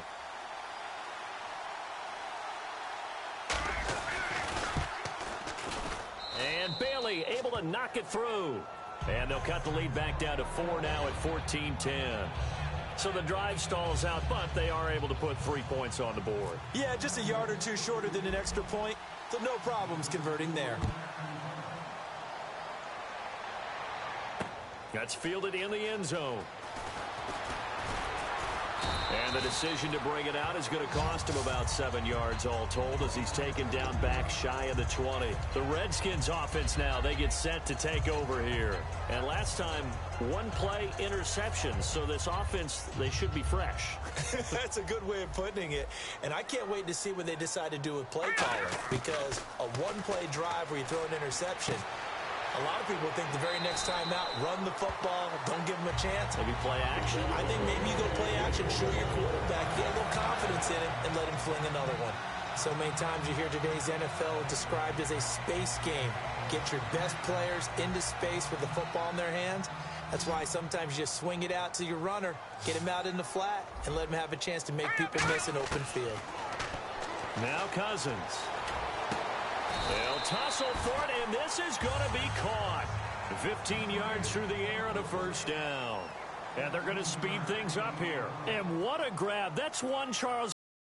You and I speechless up here in the booth. We used to think we'd see these types of catches once a season. Now I think we're seeing them once a game. For Jordan Reed, Charles, still waiting for him to play a full complement of games. You know, through 4 seasons, he hasn't completed a full NFL schedule. But he's right up there in the argument for best tight end in the league. He certainly is, and I don't think he can get a bigger compliment than I'm hearing from my friends in the scouting community, who have all told me that those teams that are in the market for tight ends, when they're scouting now, are all trying to find guys who have Jordan Reed characteristics. And I'm talking about route running, run after the catch, the ability to create and make bigger plays.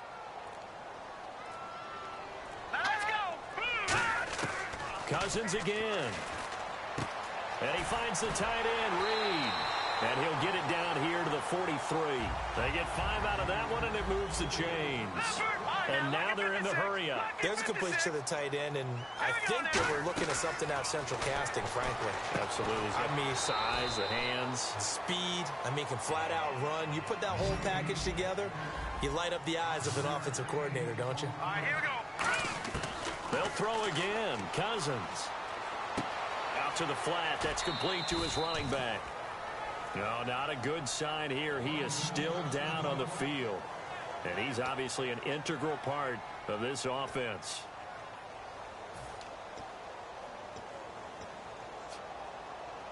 So here we go, a third down after the second down pass completion. Here we go now. 3-19. Cousins on 3rd and 2. And he can't come up with a pick. Nearly his second of the game. Instead, 4th down. Well, he just threw an interception last drive. Nearly another pick. And things aren't very even right now, are they? It's a little bit sloppy out there, isn't it? It's kind of the difference between driving on those paved roads and those country roads that have those potholes in them, isn't it? 'Cause that's the way this game's going right now. A lot of bouncy-bounce to it. You spent some time on some Tennessee country roads. I certainly have. Plenty of family back there. God love them.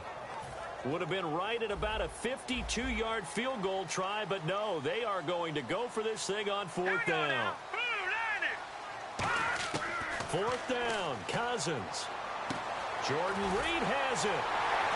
And the broken tackle helps lead to a first down gain. Give him 6 on the play, and they're able to pick up the conversion here on 4th down. And they're going to hurry back to the line now. To throw, Cousins. This one caught by Crowder.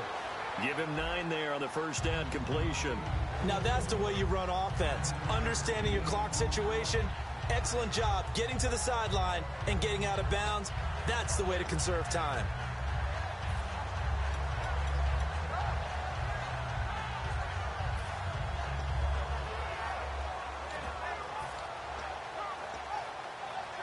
Now this will be the 9th play on this drive.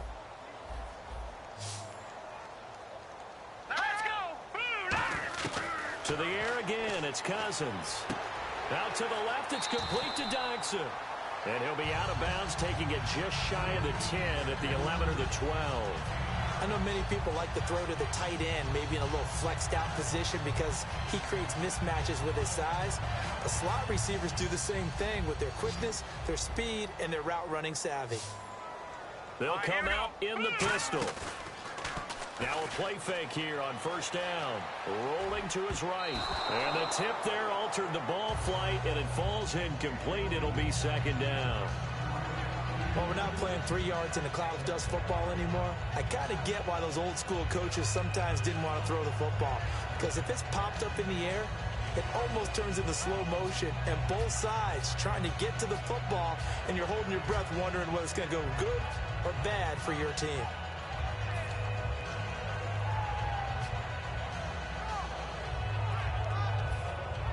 And a really long drive here, and it goes on and on. Throwing again, Cousins on 2nd and 10. Out to the left here to Reed. No gain that time on the completion, and it'll be 3rd down. I know the halftime's approaching, but I don't think he's going to want to take a break. That's his 5th catch. Yeah, they've really been targeting the tight end.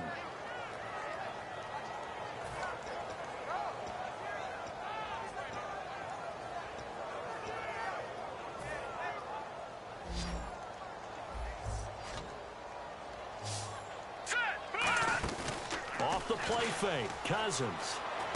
Looking for Crowder, and it's intercepted. And some room to work.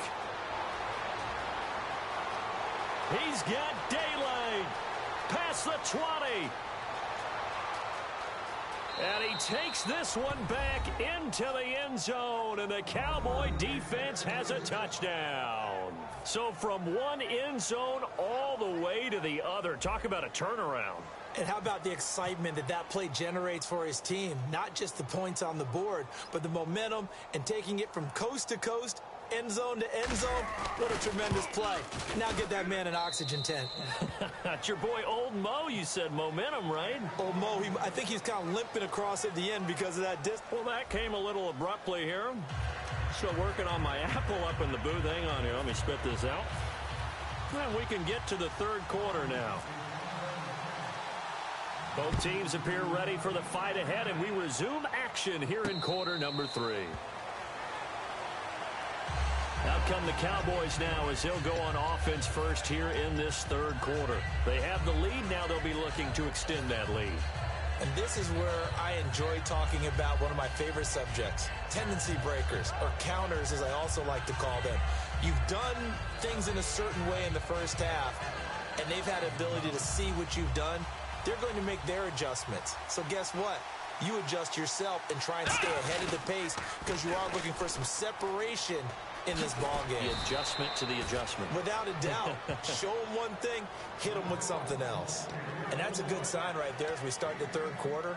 Because in the first half, not much space to run the football. And as we go into the half, we often think to ourselves, all right, what's the adjustment? What do they have to do? You know what a lot of the adjustments are? No adjustments. You know the game plan, been working on it all week. Maybe a little tweak here or there, a little bit better blocking, and now you're establishing the running game. And he'll take this one for about 4 up to the 40. Tackle made there by Mason Foster. And that's exactly what you want on a 1st down run. Pick up 5 yards, bring up 2nd and 5. The defensive line, though, they've got to figure out a way to out-leverage the guys up front because the offensive line is winning at the point of attack.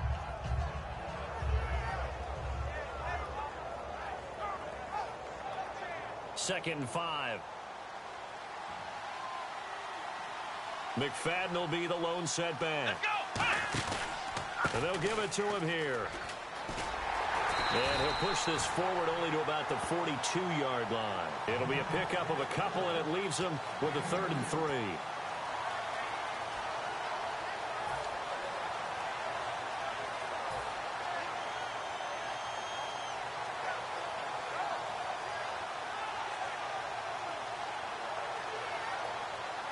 So they run it on 2nd down. Now let's see what 3rd down brings here for the offense. And again here, we'll see the Wildcat. Here we go. 1, 9, 1. He can run for it, and he will. And he will have the 1st down as he gets this to the 47. Give him 10 yards on that one, and that'll earn him a fresh set of downs.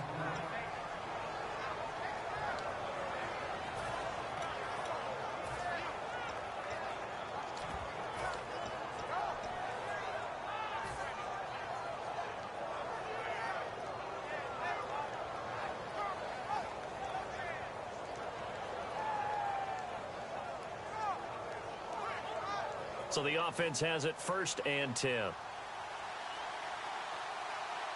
They come out here in the I. And they'll go with a ground attack here. And he's brought down. Give him 12 yards on that one. It earns him a fresh set of downs. Well, that's the desired outcome coming out here in the second half of being able to run the football and establish a little bit of pace and maybe even a bit of dominance at the line of scrimmage.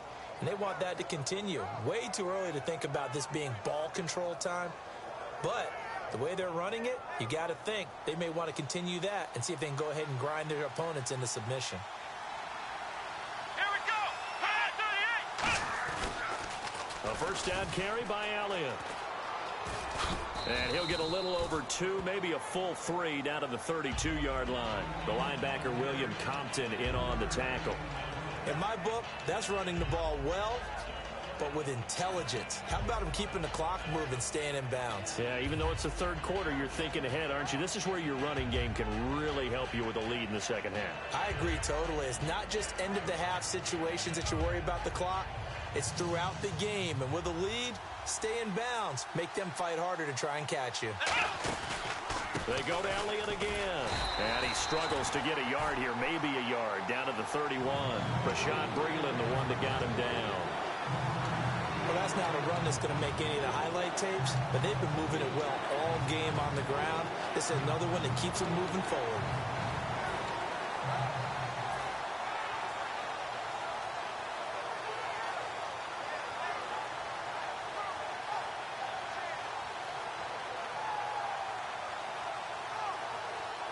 Seventh play of the drive upcoming here on 3rd and 6. Come on, let's go. What? None. Ohio. Let's go. On 3rd down, it's Prescott. And that's caught by Beasley. And he's brought down, but not before reaching the 8-yard line. 23 yards on the play. One thing I can say pretty safely, that route is not called if you don't have a guy who can throw the ball and put some mustard on it. Because if you're going to lollipop it in the middle of the field, bad things usually happen. It takes a strong-arm guy who can rifle it in there, and they were able to successfully complete that one. And the defense with their backs against the wall a little bit here as the offense is in the red zone. Here's a direct snap to Elliott. They'll run. McFadden. And he'll take it into the end zone for a Cowboy touchdown. Darren McFadden taking it in from 7 yards away. And the Cowboys will add on to their lead.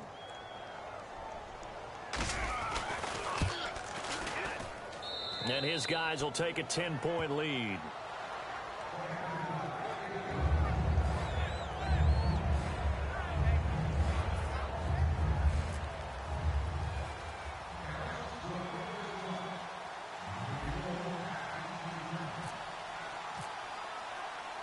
The kick team out there for the Cowboys as they run up to send this one away. This fielded a few yards into the end zone. And the decision to bring it out is going to cost him about 7 yards all told as he's taken down back shy of the 20. So now we look at the Redskins offense getting ready for their first possession of the second half. They trail offense, first time to touch the ball in quarter 3, and we'll see what they can do. And I can't wait to see what they have planned, because some teams script to start a half. Other teams just go, okay, these are the sequence of plays we want to run. These things worked well for us. And sometimes they throw in that big chunk play right away. Shocker. Try and get after them early and try and create a big play to give themselves some momentum. See what they have up their sleeve. They like going to him in the slot. He catches another one. I think this comes under the heading of until they stop him, why not go back to it? He has something going really well. Great working relationship with the guy throwing the ball, and they keep making the connection. On 1st and 10, Cousins. And he'll be hit as he releases it, and that'll fall incomplete. Let's look ahead for a quick minute. We don't have the schedules yet for next year, but what we do have are the 5 international games that will be played, 4 in London and then 1 again in Mexico, Jacksonville, Baltimore, Miami, New Orleans, Cleveland, Minnesota, Rams in Arizona, those in London, and then Mexico's going to get a great game. the Raiders and New England. Yeah, you're exactly right. And just think about the ones in London. Remember, they're splitting them between the two different stadiums in London, so they get a different flavor in all of these places. But Mexico, for the second straight year, the Raiders are coming to town. That should be a whole lot of fun. Should be a ton of fun and a very good matchup.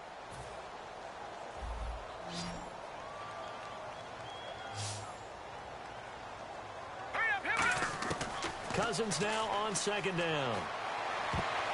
Toward the right sideline, but it's incomplete. He was looking for Jamison Crowder there, and it's 3rd and 5.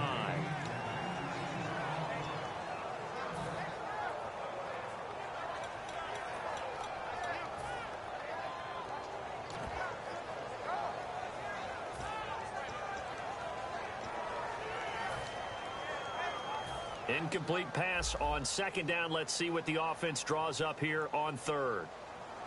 Set. Blue 90. Hot. Blue 90. They'll throw again. Cousins. On the catch, it's Crowder.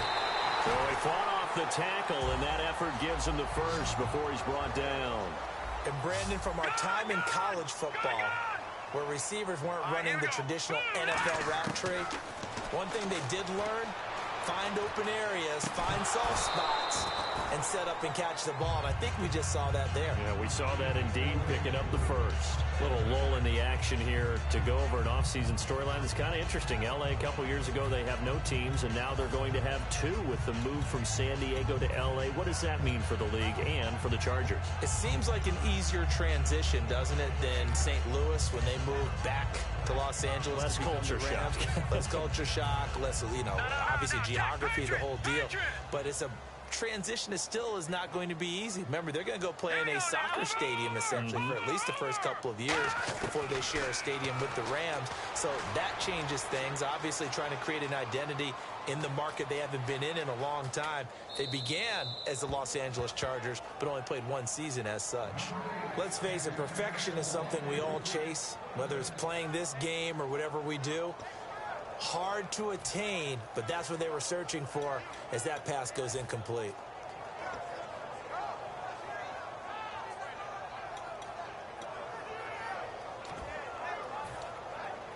So a second down incompletion now brings up 3rd down. Here we go. On 3rd down, Cousins. And he drops this off to Thompson, complete. And he'll get it into enemy territory just across midfield at the 49. So much about offense is what you call hidden yardage. You throw the ball to someone, they catch it, and then they can make a big play. They create a play, run after catch. They did a really nice job there of limiting that and keeping him from a first down. Yeah, stopped him in his tracks. Back now at FedEx Field. It's the Redskins with the football, but trailing here as we get down to the good stuff. Quarter number 4.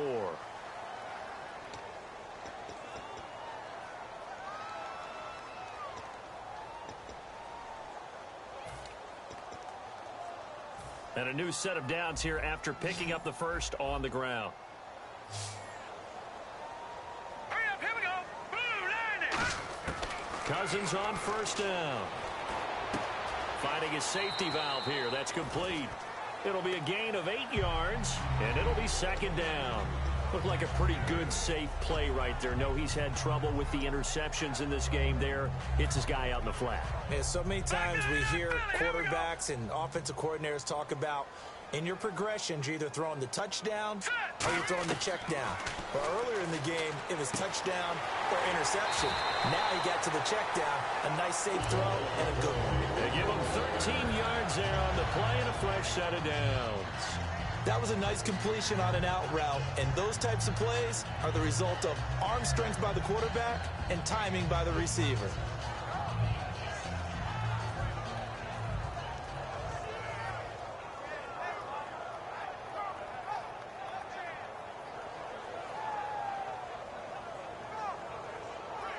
Well, just play after play after play on this long drive for the offense. First down. Here's Cousins. Flush to his right. And he takes it down to the 10-yard line. It's a good gain of 11. Sets him up 1st and goal. And quickly they get to the line. Partner, as a quarterback, sometimes you just got to know when the clock has gone off in your head, it's time to go. Tuck it and get all you can. That gets him 3 yards closer here as it brings up 2nd and goal.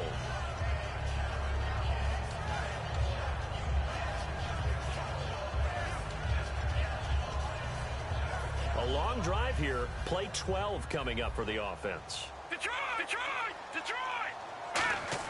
2nd down, Cousins. His pass caught at the 4. And he takes it in. Touchdown, Washington. Jordan Reed, a beast in the red zone with his 2nd touchdown of the game. And the Redskins are able to make this a close game again. It's up and good, and this now becomes a 24-21 ball game.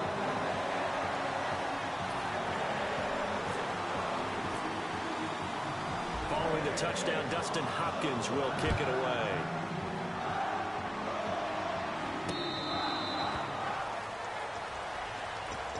And now Dallas gets set to take the field. And it's a unit last drive that did it all on the ground, Charles. And they controlled it from the interior. Big on big, right? Offensive lineman versus defensive lineman.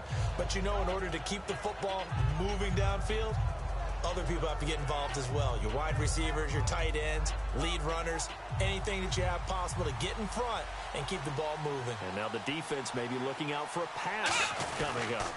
They start on the ground with Elliott. And he'll fight forward to about the 27-yard line. Give him a couple on the carry there. 2nd and 8. Well, they held him to a short gain on that one, and it almost felt like on that first run, they were trying to just throw the jab at him. So how do you stop a jab? Get closer and smother it, just as they did on that last play. They come out here in the eye. They'll give it to him right up the gut. Across the 30 to the 31-yard line. 3 yards on the pickup. That's going to set up an interesting 3rd and about 4 to go.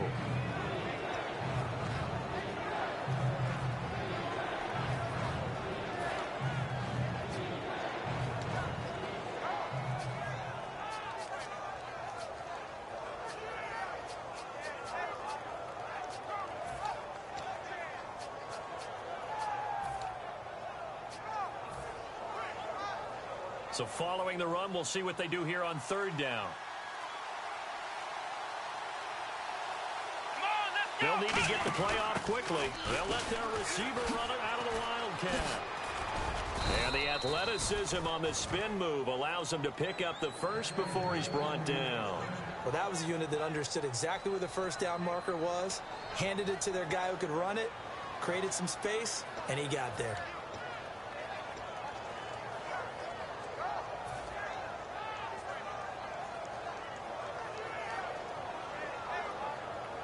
So it'll be 1st down here after the run. They come up in an offset eye. Now a play fake here on 1st down. A hit as he throws there, incomplete. The Cowboys' all-time receptions leader, Jason Witten, the intended target. And now it's 2nd down.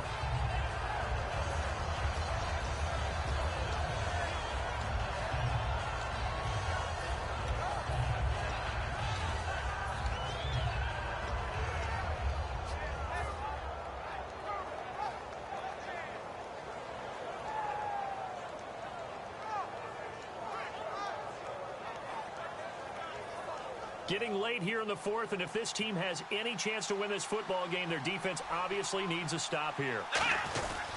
Here's Morris. And he's across the 40, 3 extra yards to the 43. Give him 5 on the carry there, and it'll set up a 3rd down.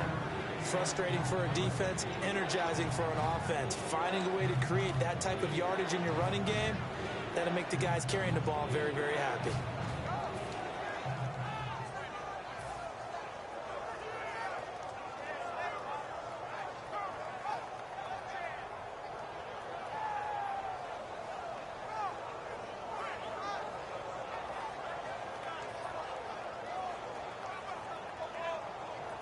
And the offense here just looking to stay in bounds, complete the short passes, and put this game on ice. Again, we'll see the pistol here. On 3rd down, Elliott. And he gets this one across midfield for the 1st down to the 46.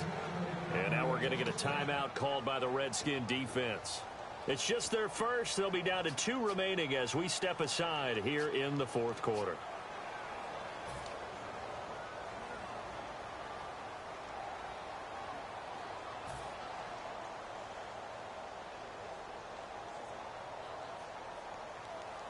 So the run gets them the first, and now they operate with a fresh set of downs.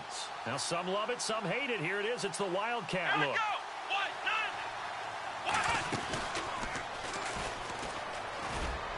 And able to push his way forward. The Redskins looking for another timeout, and they get it. That's going to leave them with just 1 remaining here in this fourth quarter. Partner, I know we're in the era of the mobile quarterback, but there's still an element of surprise when that position keeps the football, and what a nice gain on that play.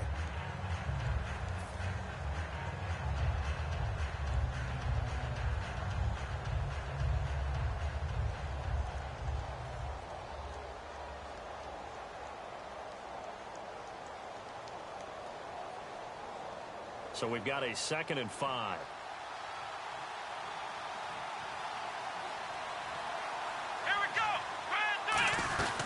They'll run it now out of the gun.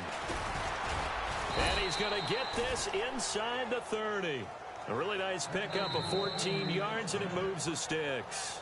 Time for a break. We're back to see what happens after this.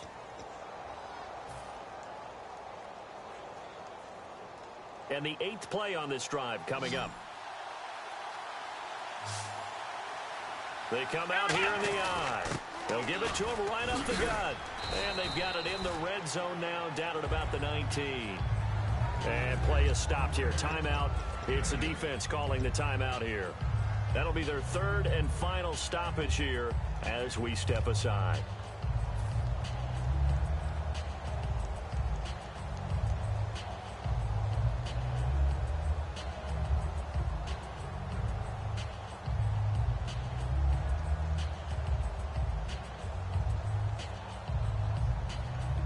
And some options here for the offense on 2nd and 2. Ohio!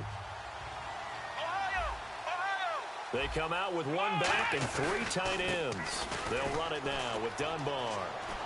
And a cut to the... And he is into the end zone for a Cowboy touchdown. Lance Dunbar scampering home from 19 yards out. And the Cowboys will extend their lead.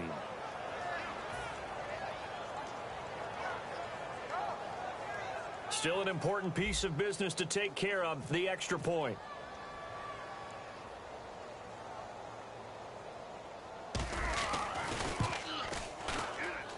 And his guys will take a 10-point lead.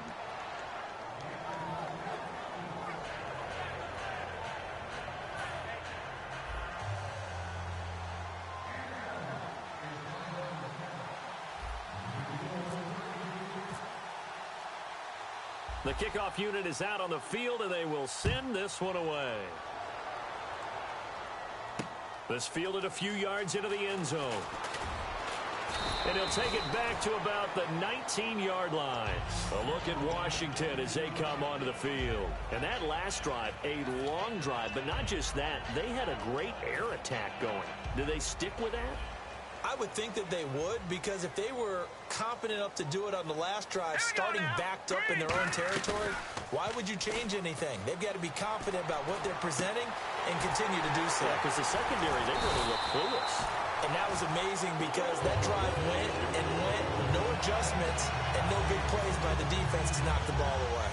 And at this stage, down in the second half, looks like they just wanted to find a way to get it in the hands of their playmaker, and they did. I think you're exactly right. I don't think the coordinator's looking at his play sheet and trying to figure out which play will work well. He's trying to figure out how to get the ball to the playmaker that you just described. Looking down at that sheet, you find people plays, not necessarily X's and O's, and that's exactly what they did there. Second down following the incompletion. Cousins. He's going to flip one out here to his running back. They call it a gain of 19, and it moves the chains. And at his size, he's a smaller back. You can get him to football. He can kind of get lost, make someone miss. It's good for him. Yeah, it's great for him. I like what you said there. Sometimes he gets lost in the traffic a little bit, but get him out in the open field into some space. And this is intercepted, and that should do it. Picked off here by Anthony Hitch.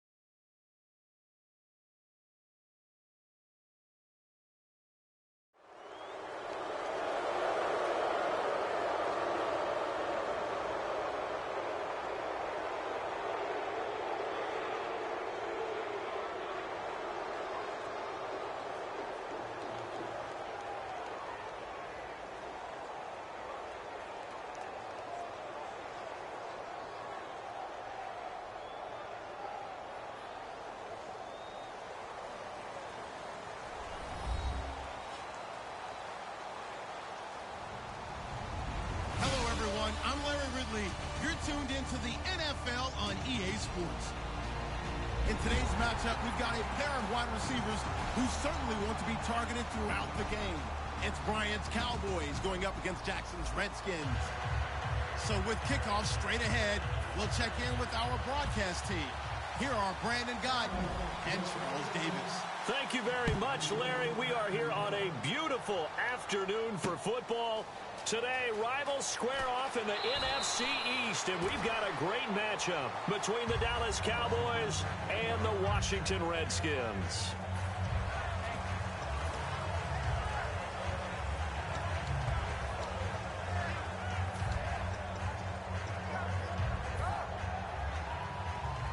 Looking to jam the receivers at the line here. Press coverage look defensively.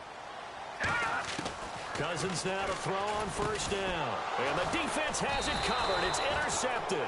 A great read, and it's picked off. So they've got the football, and they'll start right on the edge of the red zone at the 20-yard line.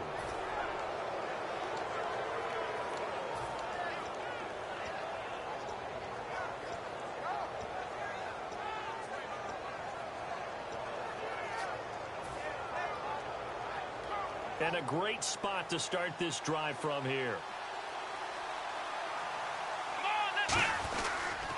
Here's the first carry for Ezekiel Elliott. And eventually brought down, but it's near the 5 at the 6. A solid pickup of 13 sets him up first and goal.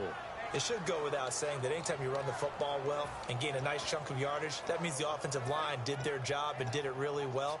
But let's give them a little more credit than that, because all week long, offensive line meetings, they're going over adjustments, counters, when line shifts, all those things that go along with it. And yet, you still have to be physical, and that's what they did on the first play. They keep on the ground with Elliott, and he's going to fight his way forward here for a modest gain. A pickup of 4 on first down. It'll be second and goal. And how about this wide receiving core, Charles? Well, I was at the hotel watching a little film, and you popped your head in and said, these receivers are pretty good from what I can tell. You're exactly right. Can't wait to see them do their thing out on the field.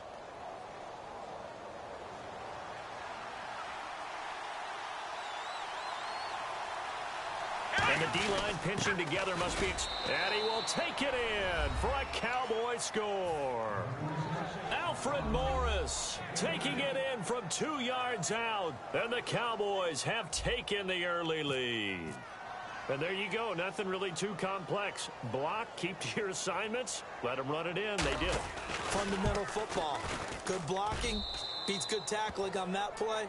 End result, touchdown.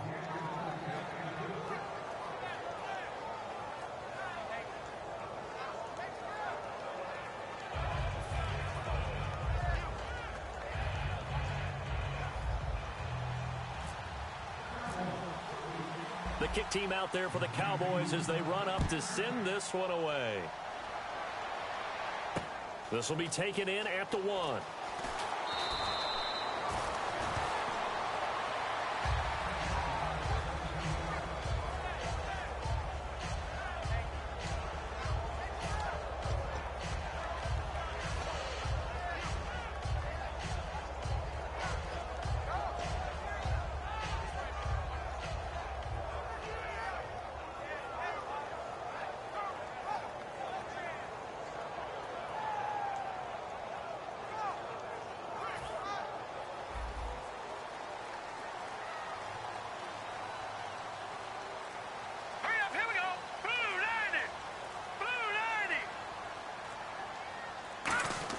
They go back to the air here after the INT. It's brought in by Jamison Crowder. That goes for a gain of 31. There will always be a place for methodically marching the ball downfield. But when you can pick it up in big chunks and strike like that, have explosive plays, that's often the difference in winning and losing.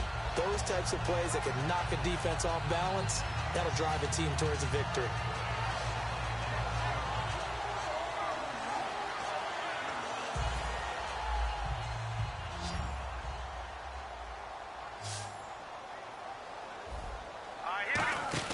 They go play action here on first down. And he's got the hook up here to Deshaun Jackson. A good pickup there of 20 yards. Okay, what can't Deshaun Jackson do? All right, we know about the catches. We just saw another one there. Also gets involved in the return game, and he can break big plays like that. We've seen him do it throughout his NFL career. We have. What are you thinking of anything in particular? Yeah, I'm still remembering a certain Giants punter not following orders, and Deshaun Jackson made that big-time return all the way back for a game winner in that one. I still remember seeing the looks of disbelief on the Giants sideline. And here's a look at the starting offense.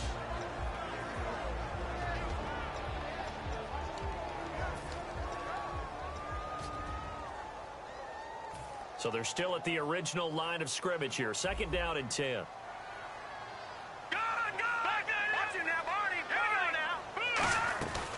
This is the first carry for Rob Kelly. And room there to work it inside the 25. It's like a good novel, man. From undrafted free agent to leading rusher for his team, the Rob Kelly story in 2016. You're right. Matt Jones had 460. He led it by a wide margin, did Kelly, 704. The question I have for you, what do you see from Fat Rob now going forward? I think that he can be the lead runner for them because he does an excellent job in pass protection, a skill not many backs have. Cousins on 3rd and 2. Right side caught by Jackson. And he's going to have a first down here as he gets this one to the 17-yard line. Well, they've had a great, impressive drive going here, and that pickup ensures the drive continues. And not only do you continue the drive, which is demoralizing for the guys on the defense side of the ball right now, but you make your own defense happy. They're able to get a little more rest over on the sidelines while this one continues downfield.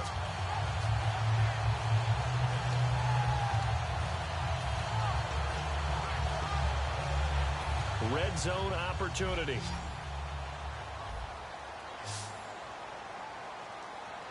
Here we go. 3-19. 3-19. From the red zone now, Cousins. Out to the left here to Reed. The completion good for 3, and it's 2nd down.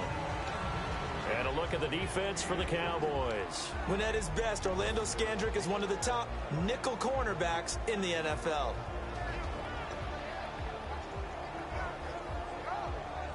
And here comes play number 6 on this drive. Now let's go. Green. Cousins now on 2nd down. Complete to the right. This is Garcon. And he's going to be brought down just shy of the 5 at the 6. 9 yards on the play there, and it sets him up 1st and goal. I like watching the wide receiver screen because it's a real teamwork play. Because guess what? The guy catching the ball, he'll get all the credit. But how about the people up to block in front of him, either fellow receivers or offensive linemen? That makes that play a really nice timing play, and sometimes it can break big.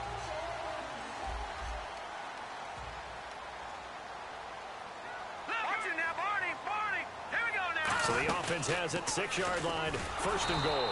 And this is going to result in losing yardage. They're driven back to the 8-yard line. That's going to go as a loss of 2, and it'll be 2nd down.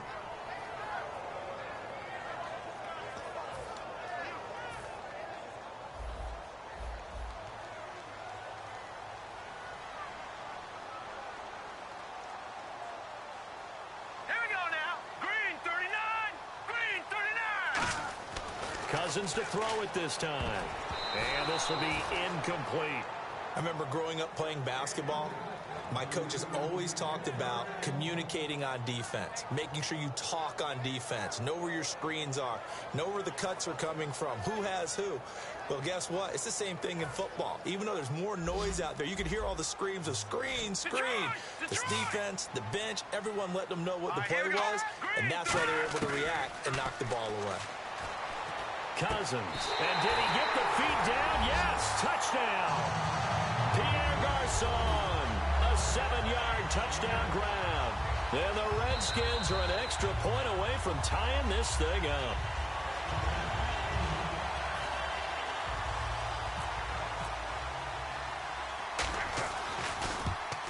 They had to go to the monitor, get an extra look. That's what the technology is for. And this touchdown will count.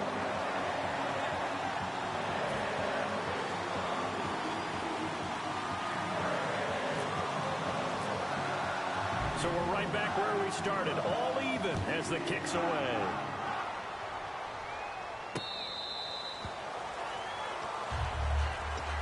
now the Cowboys offense heads back onto the field. And they'll just simply be looking to build off the confidence of the last time out where they scored a touchdown. And confidence is powerful, isn't it? When you've scored once, you feel like you can go back out there and get it done again. Doesn't matter what the defense throws at them. They feel like they're in a groove right now, and they want to get out there and show it. Yeah, hoping to stay in that groove here this go-around.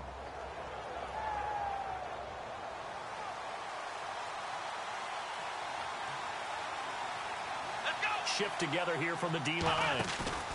On the counter, Elliott. And he's got room. And he'll be tackled at about the 35. It'll be a pickup of 10 yards. And it'll be second and very short. Really tough drive, but that run helped salvage something there because now there's something positive that came out of it. They got to see good blocking, good push by the offensive line, wide receivers trying to get involved, a good run by the back. And now maybe it'll be a catalyst for them to look at going forward, watching it on tape. Maybe they can keep incorporating that type of a run into their offense. And after the play on the ground, that brings up second down here. They come out here in the eye.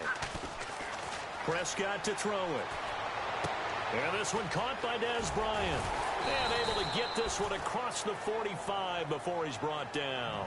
A good gain of 14 there, and it moves the chains. Sitting alongside Charles Davis, I'm Brandon Gaudin, as it is Cowboy.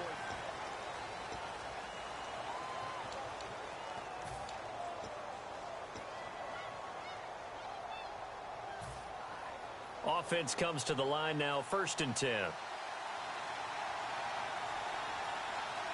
we go. Red 38. From the pistol, here's Elliott. And he'll lose yardage here, back at the 47. It's a loss of 2 there, bringing up second down. And the offense there, the O-line, everybody really on offense, they were just manhandled at the point of attack. Yeah, you could pretty much call them all out, couldn't you?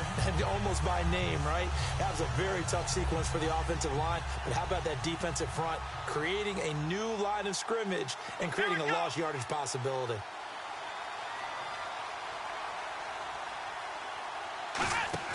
Now it's a bootleg with Prescott. He'll buy some time right. And some space here. And he'll slide down to avoid the tackle. They give him 14 yards that time and a fresh set of downs. Partner, he was going through his progressions. Not there, not there. After about the 3rd one, he decided he better pull it down and run for it. And he slides down and avoids the hit for good measure.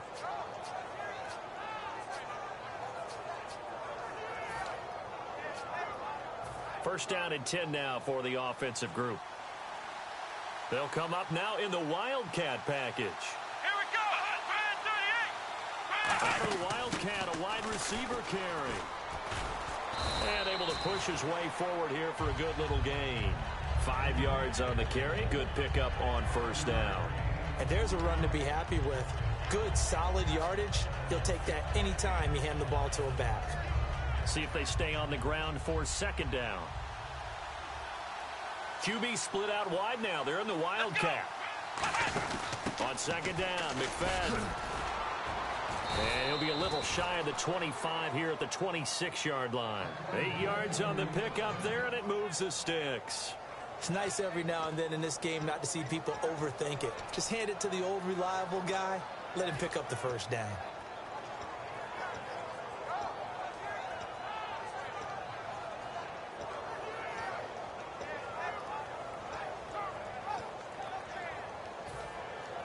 Fresh set of downs here. Possible run anticipation here as the D-line sandwiches together. Time running out here on the play clock. Looking to throw. Prescott. And this one complete to Witten over the middle. 20 yards on the pickup there. And the Cowboys are set up now with a 1st and goal. And there's another completion to the tight end. And let's face it, it is hard to overthrow a 6'6" target. It is indeed. Quarterbacks like their speed guys. They like that huge 6'6" target that they've got in him. They really do. And it reminds me of what one great tight end told me once. He told his quarterback, just make sure you throw it up there. You know, kind of like put up in the top shelf where the kids can't get it. And a nice job defensively to keep him out of the end zone. He's trying to get his 2nd touchdown already in the 1st half. They had that one earlier. Was bidding for his 2nd.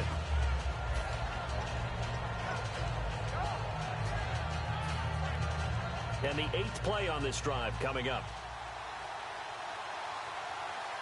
They come out here in the I. They run again with Morris.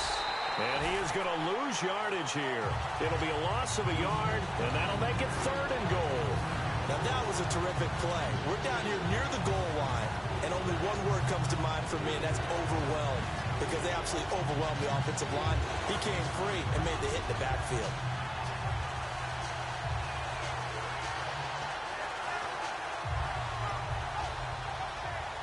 Now from back at the 5, this is 3rd and goal. And we've arrived at the 2-minute warning here in half number 1.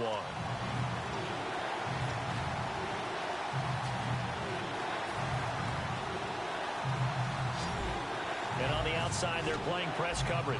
They come up in an empty set. 4 wide receivers, 1 tight end. Prescott on foot. And he is into the end zone for a Cowboy touchdown. Des Bryant, a 5-yard touchdown. And the Cowboys have taken the lead. So on 3rd and medium, they dial up the pass, and it works to hit the end zone.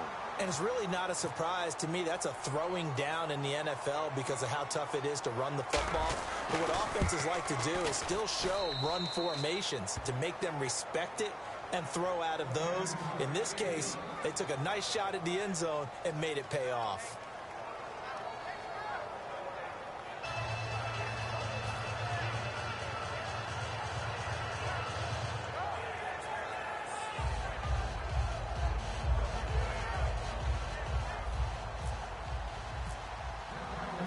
The kickoff team on the field now as they will send this one away. This will be taken to the back of the end zone. And no run back here. This will be a touchback, and it comes out to the 25-yard line. The Redskins offense now, they head back onto the field. Last time they were out, they scored. Still trailing here, though, so some work to do. But it's okay in terms of mindset. Because they scored the last time, they're not quite as worried about being down on the scoreboard because now their confidence is a little bit higher. They feel like they've got something going, and they feel like they can attack again and put more points on the board. Are you scoreboard watching if you're the offense, or are you just focused on this drive? Well, this is taken in. It's complete. And he's taken down, but not before he gets this into enemy territory across the 40. Now, that play will end up on the highlights, and you'll see it all over the place. But what you won't see, the offensive line that bought the extra time, that allowed for the big completion downfield, those guys made that play possible. So here we go, 1st and 10 now. Hurry up, here we go. Green 39, green 39. Now a play fake here on 1st down. Throwing for his running back, and he's got him complete. And brought down, but not before they're inside the 25. We can talk all we want about football being a game of strength and brawn. It's also a game of mismatches, and they're trying to create one there, getting it to their back out of the backfield to make a bigger play. As we often say, get it to him in space, let him use his leg. Yeah, if he can get a matchup against a linebacker or maybe a defensive end dropping out in a zone blitz, he's going to win that battle just about every time. Throwing over the middle, but it's incomplete. He was trying to get it there to Vernon Davis, the tight end, and that'll bring up 2nd down.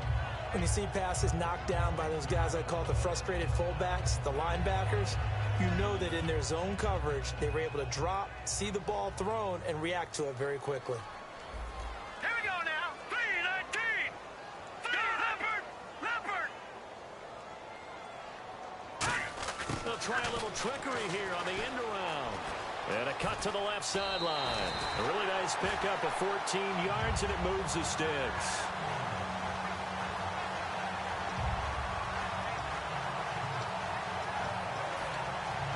And the next snap coming inside the red zone here.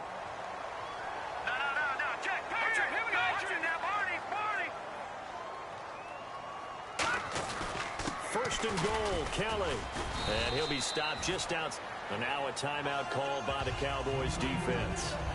It's just their first, so they'll have 2 remaining here before we get to halftime.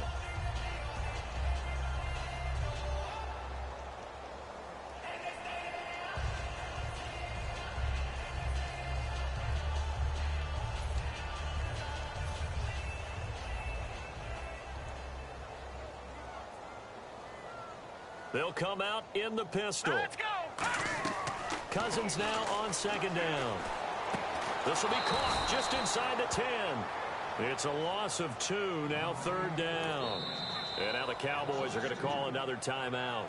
So that means they're down to 1 remaining here as we head toward halftime.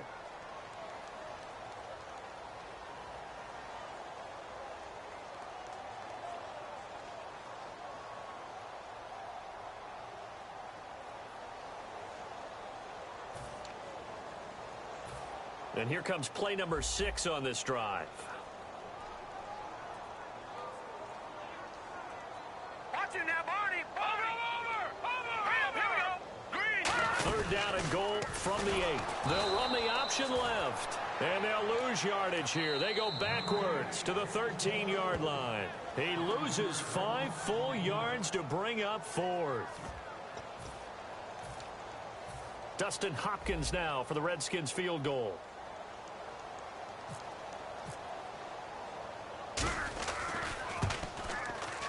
And Hopkins' kick is good.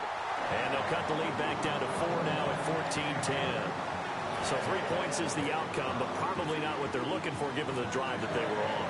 Yeah, things were looking good. You had it first and goal, but then the offense sputters a bit, and they're forced to settle for a field goal. And now Dallas gets set to take the field. And we'll see how this is played. Offensively, they got the lead. Not a whole lot of time left. What do you think, Charles? Well, it's tempting to try and add to your lead, but a mistake there, that can change things in a big way. I say go ahead, take the knee, get on out for the half. And a Wildcat formation here. Come on, let's go. Wildcat look, it's Elliott. They start the drive with McFadden. And he'll go down right at the 30-yard line. 5 yards is the tally on first down. That brings up 2nd and 5. And the offense moving quickly to the line. Come on, let's go. And they get him down, but not before he takes it across the 40-yard line. 12 yards there as they move the chains. And now they come up and spike it to stop the clock.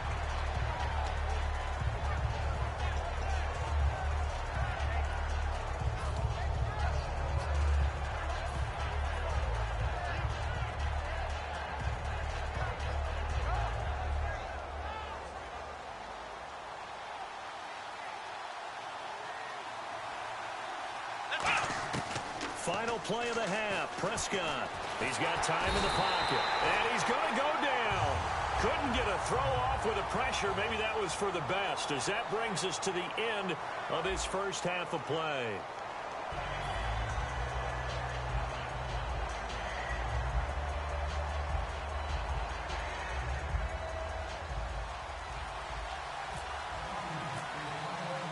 So both teams have their marching orders, and we'll get going again here in quarter number 3.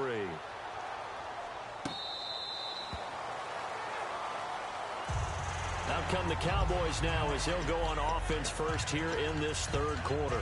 They have the lead. Now they'll be looking for some separation here as we begin the third quarter. I like the way you term that, because now I think they go a little bit deeper into their playbook. They like what they did in the first half. That worked okay. But in order to get the separation that you just talked about, change things up a little bit. Change your tendencies, try and hit them a little bit more with some things they didn't see in the first half. We'll see if they do just that. And he'll fight forward to about the 27-yard line. 2 yards on the pickup there. It'll be 2nd and 8. Yeah, that wasn't a big run, just a short one there. But guess what? Sometimes you treat it like boxing. You throw that jab out there, and you throw it again, you throw it again, then you come with a big punch later. Maybe they're just trying to set them up. 2nd down following the run. Again, it's Elliott. And nothing doing. He's immediately taken down at the line of scrimmage. No gain on the play, and it's going to bring up a 3rd down. So nothing there. I don't know that that's all in the back, though. You got to look at blocking there, don't you? I would agree with that totally. At some point, they have to win at the point of attack. Instead, it was the defense getting it done again and holding them to no gain.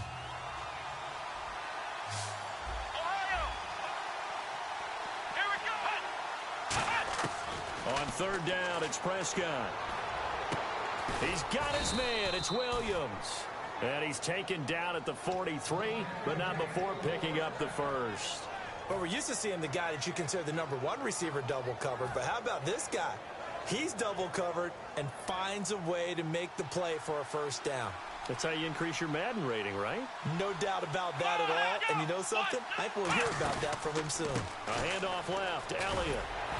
And he'll be taken down just shy of midfield. He'll get a nice chunk there on the first down run, and it's 2nd and 4. And that looked like some pretty easy yardage there right up the gut. And he's a guy that has some height to him. So when you don't have to drop a shoulder or create or get through contact or trash, makes it a lot easier to stay upright, see the field, and make a run as we just saw there.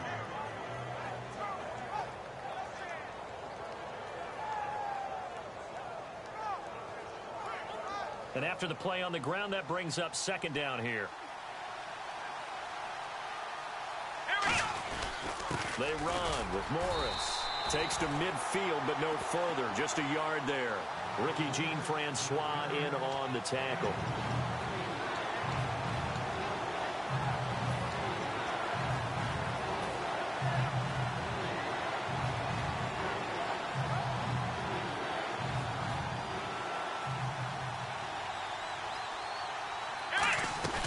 They'll try and run for it with Elliott. No gain on the play there, and it'll bring up 4th down.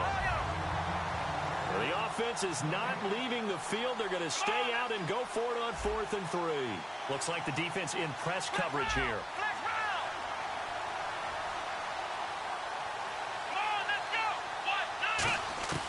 4th down, Prescott. A dump off to Elliott. And he's going to have the first down at about the 38. That one good for 12 yards. And on 4th down, they're able to convert and move the sticks.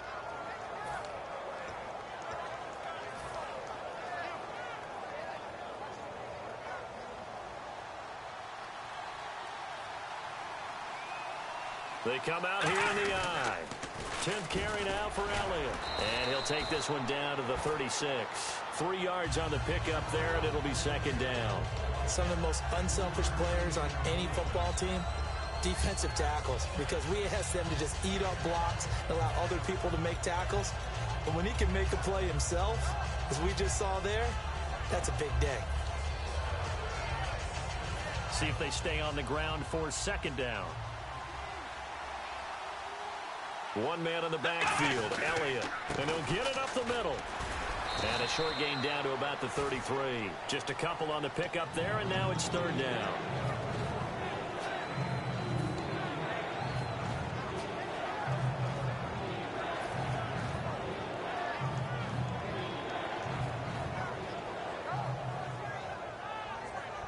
They'll break the huddle and come up on the 9th play of this drive, needing 5 yards on 3rd down.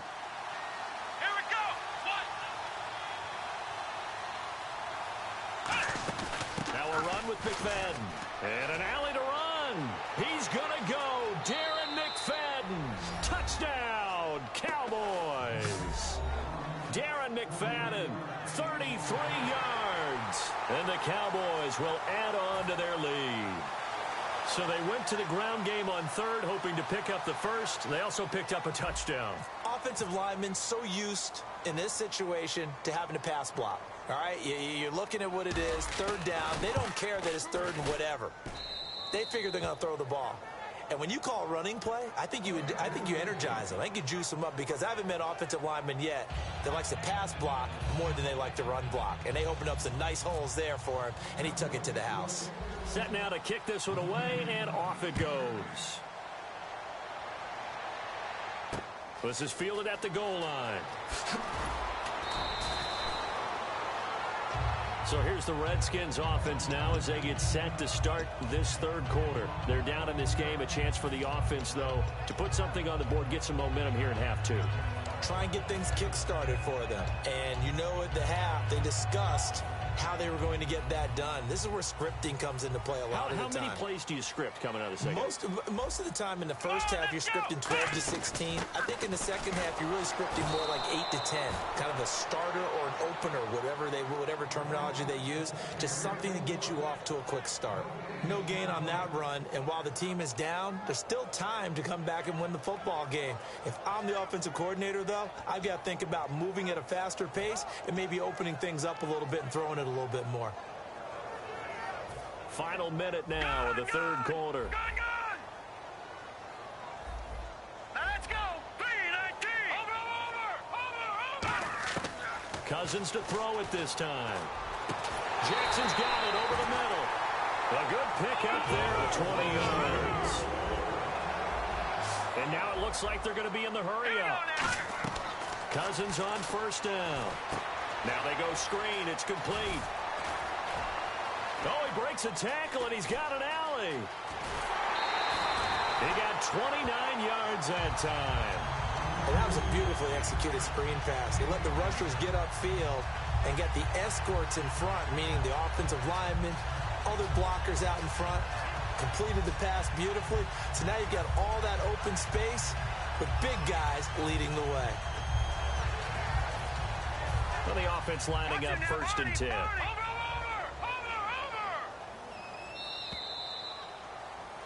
Back now at FedEx Field. It's the Redskins with the football, but trailing here as we get down to the good stuff. Quarter number 4.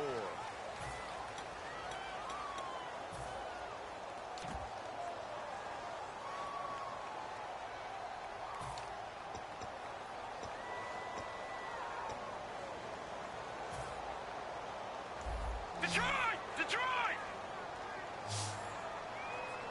Here we go! On first and 10, Cousins.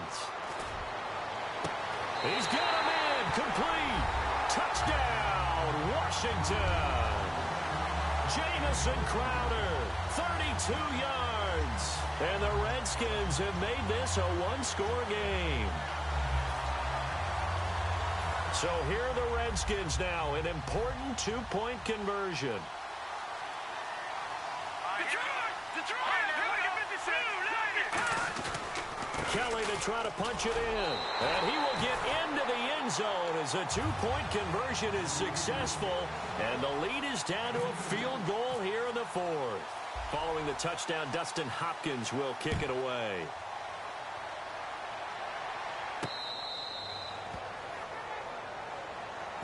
And out now come the Cowboys. And that recipe on their last drive that resulted in a touchdown looked pretty good, so they'll be hoping to do that once more. And it takes me back to when we sat with the offensive coordinator and the head coach. They felt pretty good about their game plan and thought there were some holes in the defense, and they exploited them the last time out. Let's see if they can come back and put together a similar drive. And we'll see if they can do just that. And tough starting field position here. They come out 5 wide, 3 of them to the right side.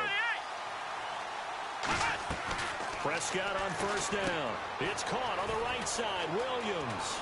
And he's able to get this across the 10 before being taken down. 13 yards there on the pickup. And that leads to a Dallas first down.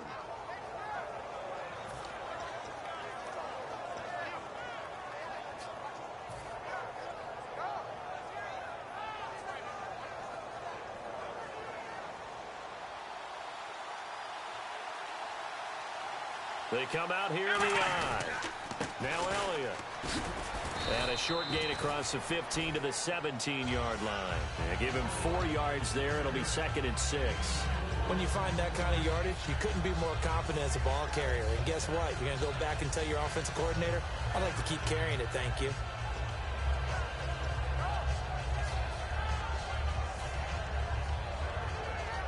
Second down to the offense in search of 6 yards.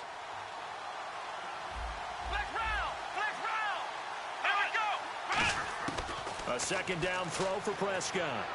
Drops it underneath to Elliott. A nice pickup there of 11 yards, and it'll move the sticks. We always talk about having to read defenses and how complicated that is. Well, this was an excellent read. Read the pressure, and got rid of the football before it even got to him for a nice game. And when they're blitzing like that, running back usually a good spot to go with the football? Without a doubt, because he's right in your sight line or he's near you. So you're able to just get it to him easily. And once he gets in space, that's usually a good matchup for him. Looking to jam the receivers at the line here. Press coverage look defensively. And again here, we'll see the Wildcat. Stepping up, he's going to keep it.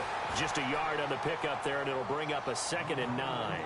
Anytime you decide to use your quarterback as a runner, most of the time when you design a play, you're expected to break a little bit bigger than this one, because when you run him on short gains, your risk-reward and him taking hits, I'm not sure that's the payoff they were looking for.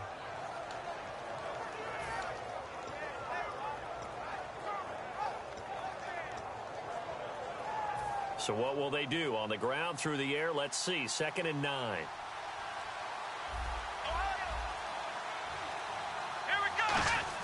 Prescott to throw this time. On the left side, he finds Beasley. The reception good for 7. It's 3rd down.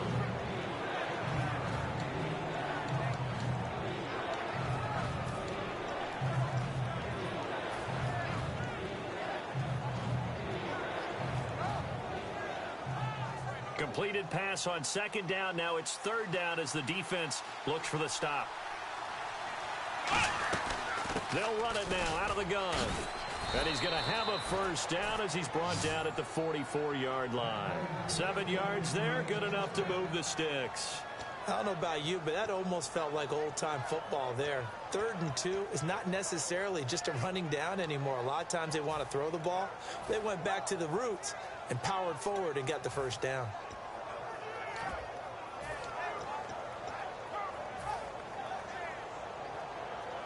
And here comes play number 6 on this drive. Now it's Morris. And he stopped immediately there. And now we're going to get a timeout called by the Redskin defense. It's just their first. They'll be down to 2 remaining as we step aside here in the 4th quarter.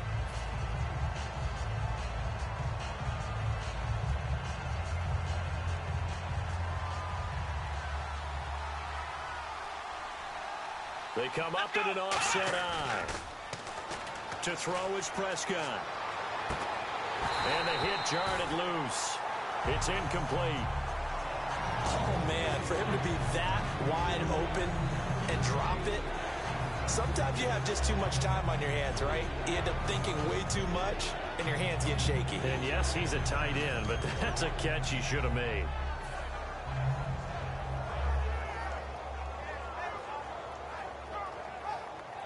Here comes the 8th play of the drive, and they need a full 10 yards on 3rd down. Here we go. On 3rd down, it's Prescott. And on the left side, he's got Witten. And he'll get it out to midfield. Looks like, yeah, they'll spot it right at midfield at the 50. NFL teams last year, a little under 50% on 4th down conversions. This is a bit tougher. 4th and 4.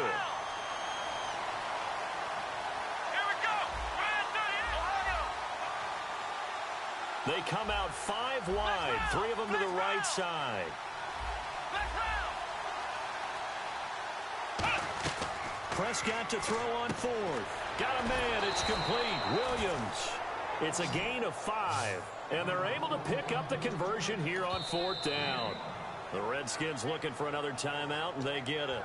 That's going to leave them with just 1 remaining here in this 4th quarter.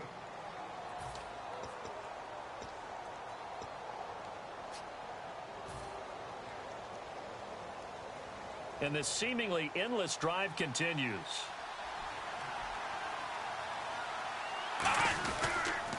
They'll try the sweep with Elliott. And he's swallowed up right near the line of scrimmage. Now hang on here. Timeout called by the defense.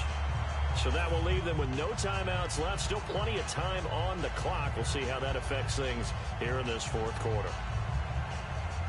And at this stage of the game, time a factor, time on their side as they just try to eke out the final precious moments of this one. Prescott now on 2nd down. And this is incomplete.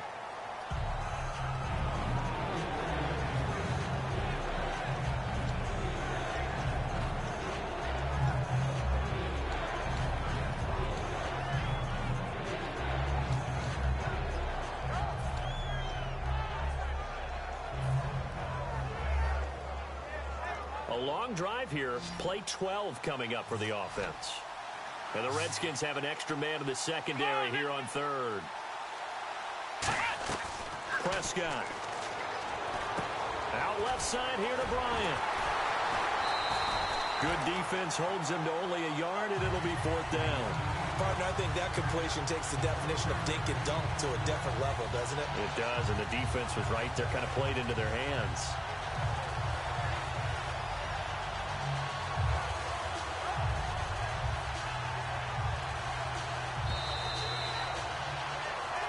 Time for a break. We'll come back, see what transpires after this.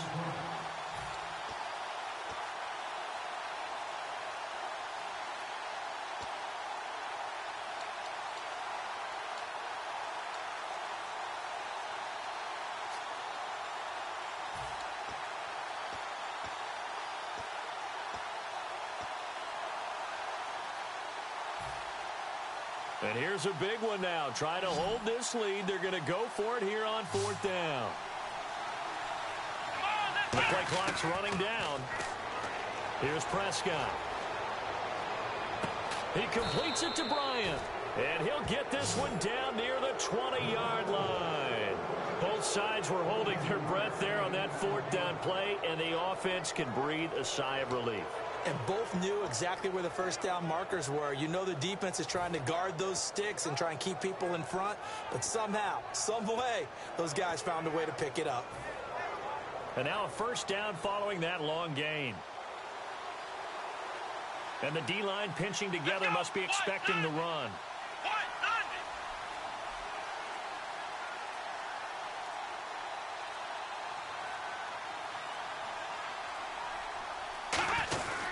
A first down carry by Elliott. And he is met at the line of scrimmage, and he goes down right there. No gain on the play. It'll be second down. But it was stopped on that play. We've had plenty of carries all afternoon. Every now and then the defense is going to win one, but I don't think they'll shy away from handing it to him the rest of the game.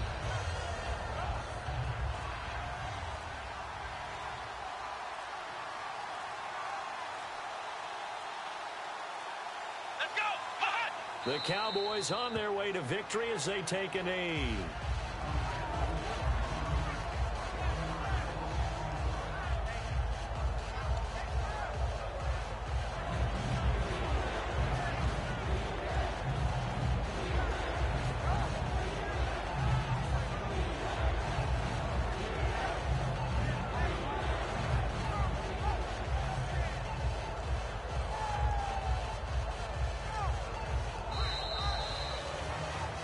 A road win in the National Football League. Charles, you never take that for granted, no matter who you're playing, no matter where you're playing. You take it and you run with it. And you know you primed the pump all week in your own home facility. No one thinks we can do this. Only people who believe are right here in this room. And then you go on the road, band together, and get it done.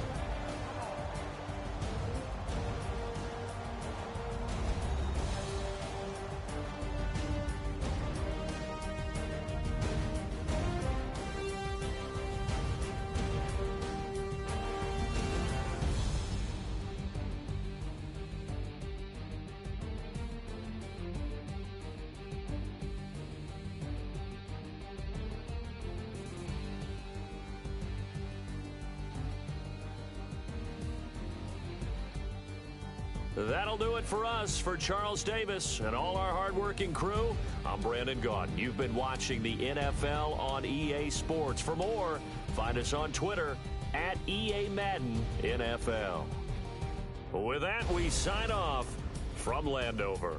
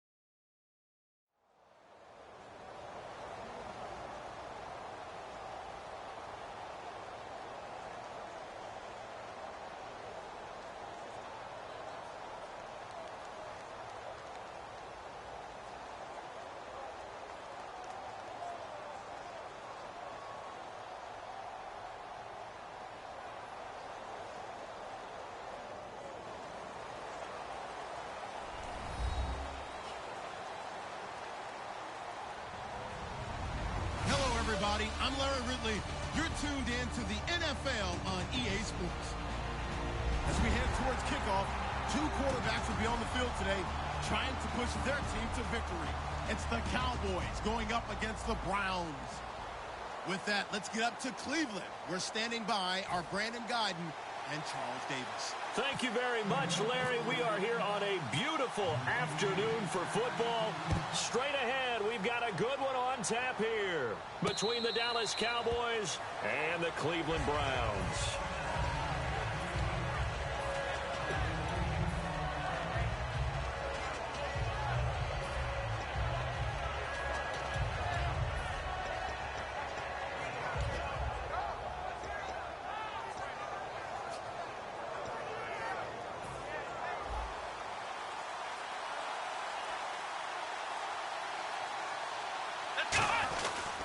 Now it's the Florida Atlantic alum. This is Alfred Morris. A solid run on first down. Gain of 7 leaves him with a 2nd and 3. And once again, leverage wins. The offensive line, lower than the defensive front. They moved them and found some good space for the guy carrying the ball.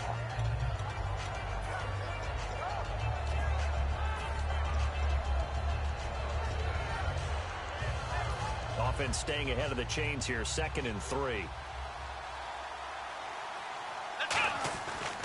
Now the first carry for an Ohio native. It's Ezekiel Elliott. It's an 8-yard pickup and leads to a new set of downs. I don't care what anyone says. I want a big-time back gaining this kind of yardage each and every time I step on the field. A tone setter, these guys are hard to find.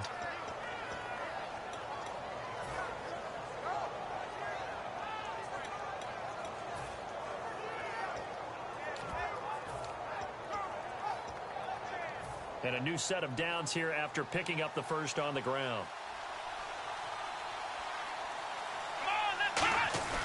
This is Morris. And not much there at all. Maybe a yard up to the 43. Brought down that time by Christian Kirksey. And here's the offense today that hopes to get off to a strong start.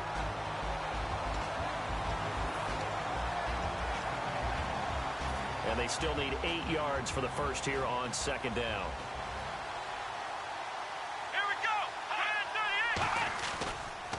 The give is to Elliott. And he'll only get a yard, maybe 2, up to the 46.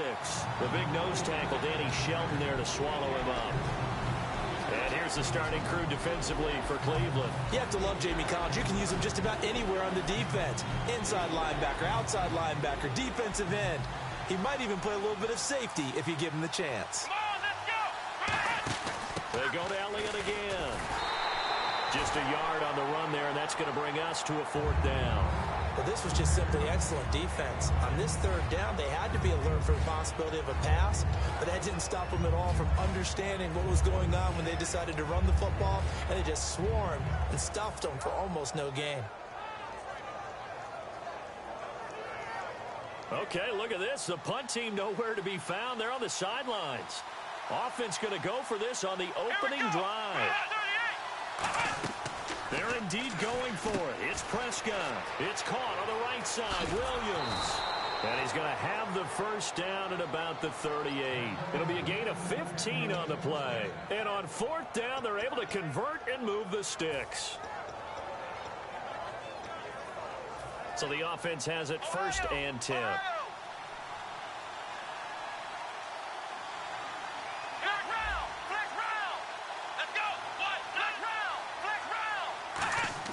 On 1st and 10, Prescott got a man over the middle. It's Williams. Terrence Williams. Touchdown, Cowboys. Terrence Williams, 38 yards. And the Cowboys have taken the early lead. Well, that's how they envisioned it. Get the football to start the game and score it. And I don't know if that was scripted. Was it an audible? Or was it just a play call that they had in their pocket? No matter what, they had the right call on against the right defense, and they end up in the end zone.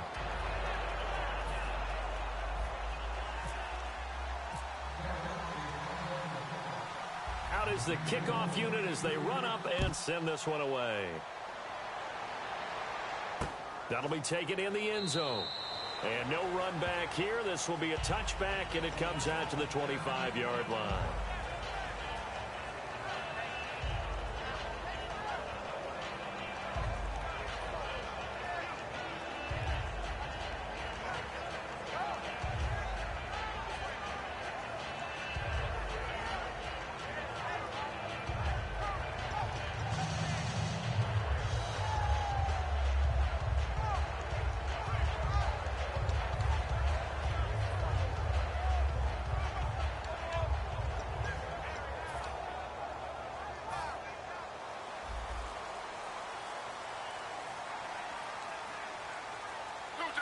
They'll come out in the pistol. They go play action here on first down. Oh, he's going to take a shot right away. And he knocks the ball away, and it falls incomplete. The intended target was Corey Coleman. And it's second down.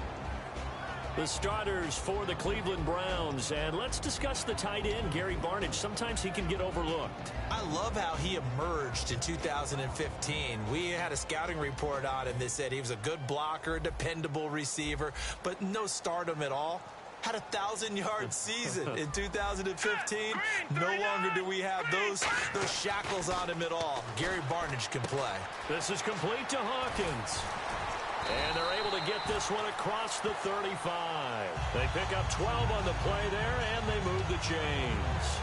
That looked like a pretty good route combination there because you've got to find a way to clear the guy running the drag. Because when you do, you just put the ball on it and then let him run. Yeah, he's got some space.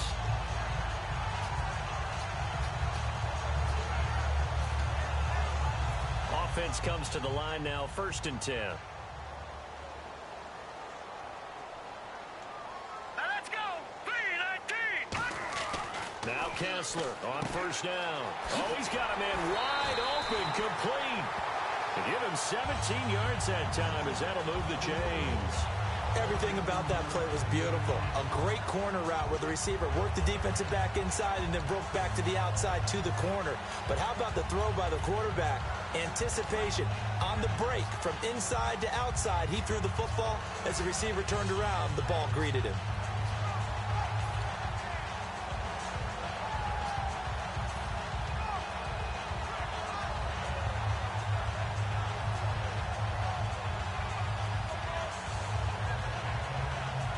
First down and 10 now for the offensive group. And with the play clock almost up, Hugh Jackson's going to call a timeout. They'll have 2 remaining as we step aside here in this first quarter.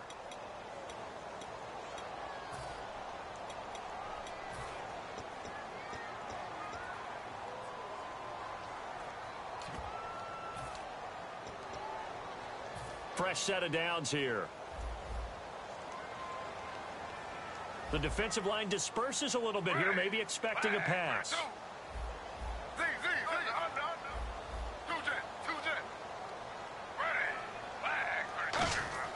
They'll throw on first down with Griffin. And incomplete. He was looking for Terrell Pryor that time. And that'll bring up second down. And a look at the defense now.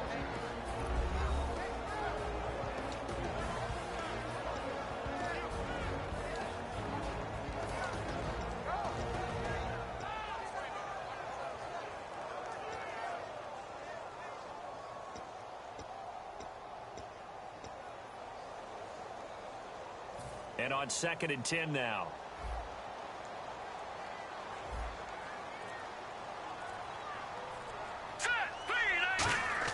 Kessler will try again on 2nd down. That's complete. It's Gordon.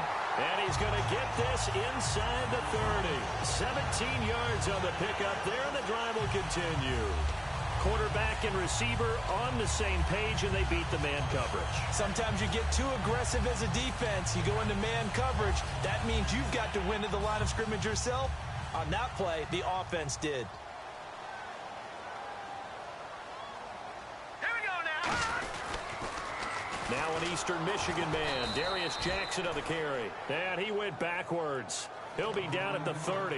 That's going to go as a loss of a yard, and it'll be 2nd down. Whenever I go to a team's practice facility and watch them work, I love to watch the defensive guys in what they call pursuit drills. The ball goes either towards them or away from them. How fast will they respond? On this play, the defensive end responded better than anyone and made a really nice play. Now this will probably be the last play of the quarter. Back with Charles Davis, I'm Brandon Gaudin. The Browns with a football to begin quarter number 2, but they face a 2nd and long to start things out.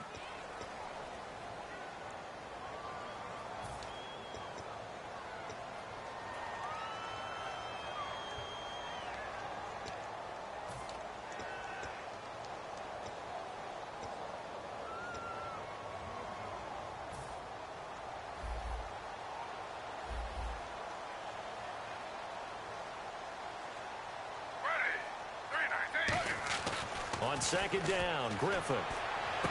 Pryor has it complete. And he'll be out of bounds all the way down at the 6. And how about what Pryor did this year on a 1-15 team? 77 catches, over 1,000 yards, and we saw what an athlete he can be. We saw that in college, but, man, he can do a lot. And now he wants to be a wide receiver, and I think that's where the difference was, because you mentioned him being an athlete. He still wanted to be a quarterback, so he's resistant to making the move out wide. And now that he's doing it and doing it on a regular basis, I think this is the baseline of numbers we can come to expect from Terrell Pryor. And this will be caught by Barnidge for a Cleveland touchdown. Gary Barnidge from 6 yards away. And the Browns are within an extra point of tying this thing up. And he puts it through.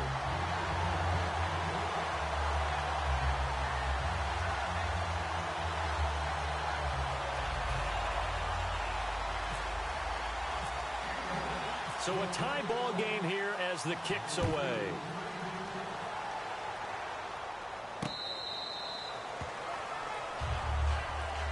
So out come the Cowboys now as their offense gets set to take over. And they were able to punch it in the end zone last time. They'll be looking to do that again here for the defense. Obviously, they'll be looking to stop them from punching it back in the end zone. It always is punch, counter punch, isn't it? And which team has the advantage? Well, let's just go back. Last time on offense, they rolled downfield, got into a good rhythm. You can see a little more bounce in and out of the huddle. You can see the sideline really get into the game. So defensively, you're thinking to yourself, how do we take that away from them? How do we get the advantage back? Let's see what they come up with. I think pressure is always the first way to go. You love pressure. I love it. We'll see if they dial it up this drive. Let's see what the offense comes with here. 2nd and 8. Here we go. Prescott to throw this time. Out left side here to Bryant. That throw good for only a couple. It brings up 3rd down. The goal of a wide receiver screen is get enough blockers in front to create a wall and let him pick his spot to run the football. How about the defense there, swarming to it and not allowing that to happen? Did not let him get downfield. A great effort there to shed the contact, and it helps him pick up the first. 17 yards on the pickup there. The drive will continue. It's a 1st down.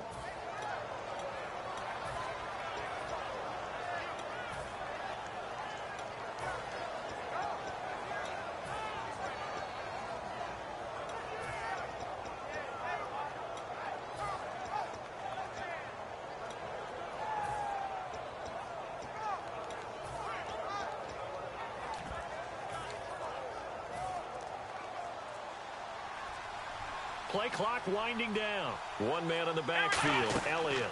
He'll get the football here. And nowhere to run on the interior of that defensive line. He'll get back only to the line of scrimmage.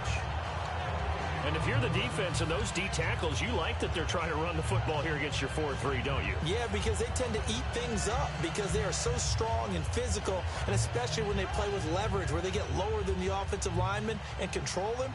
And what I love about the good defensive tackles, they can play over the guards, they can slide and play over the center. Nobody in the offense likes that day when they have to deal with those guys.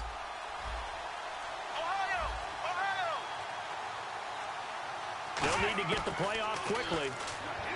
Now Prescott. It's caught by Bryant. A good gain of 14 there, and it moves the chains.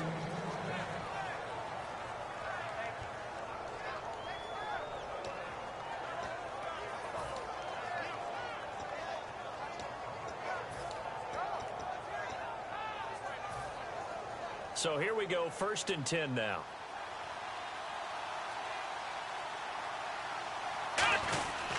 Here's Morris. And he's going to get this inside the 30. Give him 12 yards on that one. It earns him a fresh set of downs. For so many years, I was convinced it was a myth, you know, because you always hear about the smaller running back. Oh, he gets lost, you can't find him, and sometimes that's part of his genius. But it's true. You get behind big offensive linemen, the defensive line guys trying to find him, trying to peek around people to see him, and he gets lost. But this guy gets lost in a good way for his offense, picking up big yardage. Now flags fly in, and one of the Cowboys looked like he got going a little early.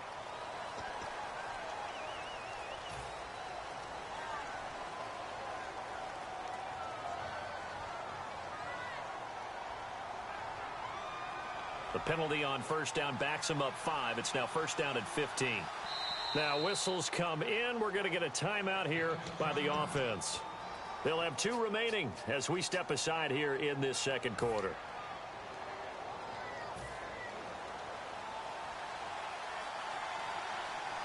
They'll come up now in the Wildcat package. Here we go. 1,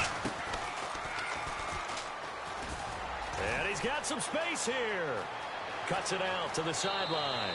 And he'll take it into the end zone for a Cowboy touchdown. Dak Prescott with his second touchdown here in this first half. And the Cowboys have taken the lead. And he's got it. It's now a 14-7 ball game.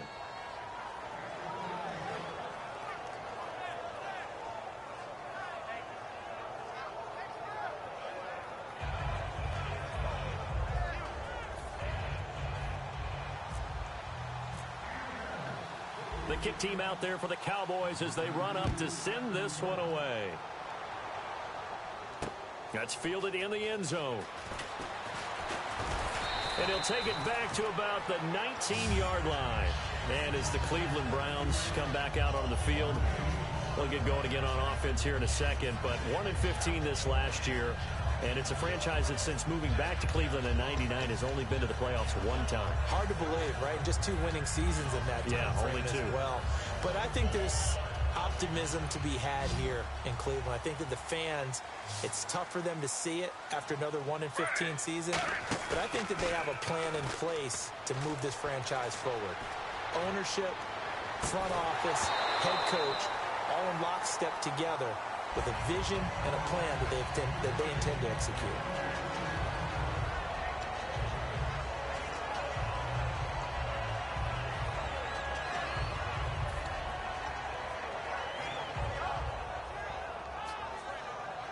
So the incomplete pass brings up second down.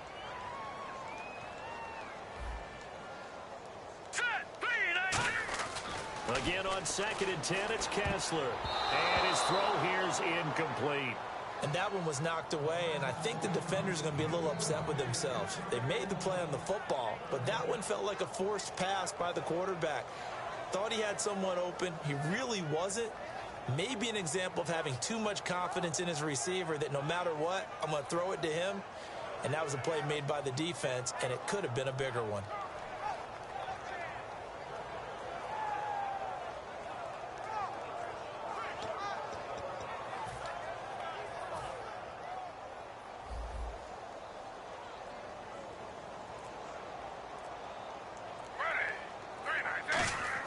On 3rd down, Griffin. He's going to float this one deep right side. And that's caught inside the 30. A big play that time for Cleveland. 54 yards.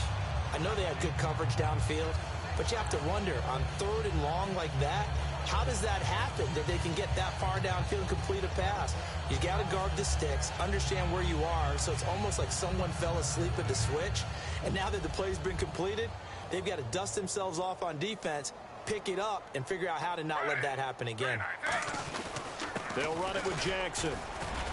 And he's going to fight his way forward here for a modest gain. Give him 5 on the carry there, and it'll be 2nd down. On any running play that's called, they're always hoping that it's going to break big and go the distance. But when you get a nice game like that, you're able to do so many things anyway. You can come back and run essentially the same play again, continue to move the ball on the ground, or you can decide to throw the ball now because usually you have the defense back on its heels. Now Griffin on 2nd down. Oh, the ball comes out on the hit, but they'll say it's incomplete. The tight end, Gary Barnidge, the intended receiver. And now it's 3rd down. When defenses get to the quarterback that quickly, a lot of times it's called a jailbreak. It wasn't quite that fast, but fast enough that he had no time to look downfield and set himself to throw the ball. And as he tried to do that, he was hit, and it forced an incompletion.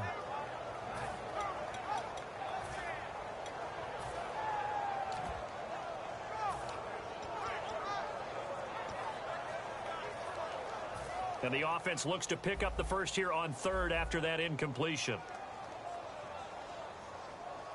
Hurry up, here we go. Blue line. And now it's Kessler. This will be caught at the 2. And he'll take it into the end zone for a Browns touchdown. Josh Gordon from 21 yards away. And the Browns are within an extra point of tying this thing up. Now Parkey for the extra point. And we've got a good one brewing. We're all knotted up at 14.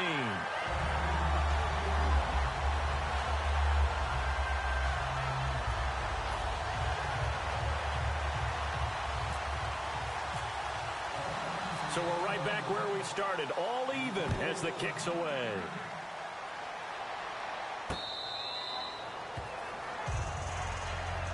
And now Dallas gets set to take the field.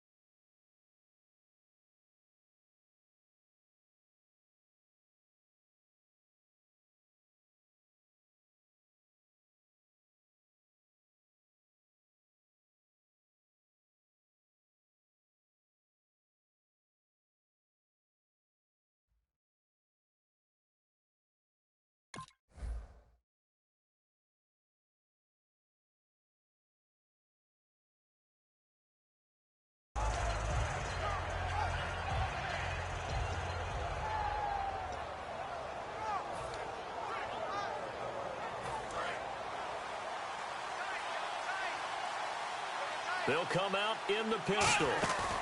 They'll start the drive with Elliott. And able to stay on his feet past the 30 to about the 33-yard line. Now hold everything here. We're going to get a timeout by the offense.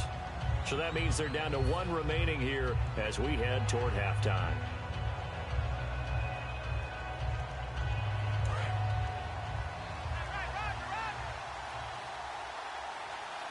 They come up in an offset eye. A second down throw for Prescott. And that one was nearly picked. Not sure he was accounting for the free safety.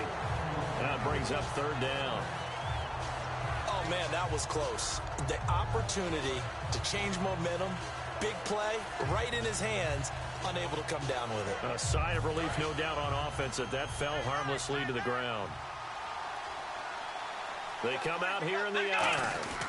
They'll give it to him right up the gut. And he's going to have the first down, yardage to the 35. Just a gain of a couple, but good enough to keep the drive rolling. One thing I do know that offensive linemen like, they like a guy who's carrying the ball that will take what is blocked. Not try and create a big play and maybe take a loss, not try and go where the blocking isn't.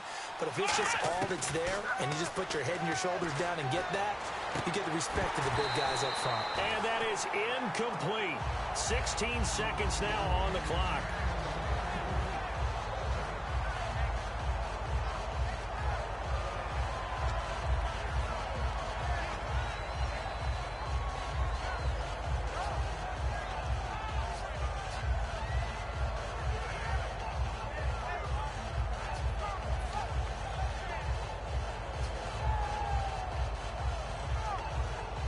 Second down here after the incomplete pass.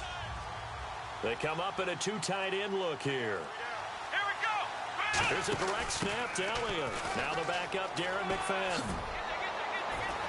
And able to get this one across the 45 before he's brought down. Now whistles come in. We're going to get a timeout here by the offense. And with halftime on the horizon, they'll be out of timeouts from here forward.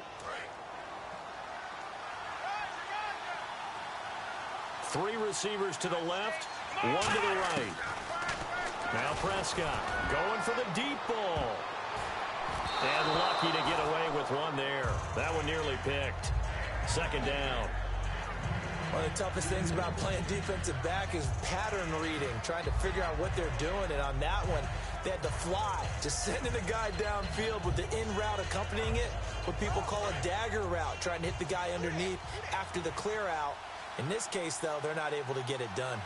Yeah, they said forget the underneath route. They went for the guy on the fly, but as you said, incomplete. Final play of the half. Prescott Oh, he's got some breathing room. And he'll be brought down just shy of midfield at the 49-yard line. First half in the books. You're watching the NFL on EA Sports.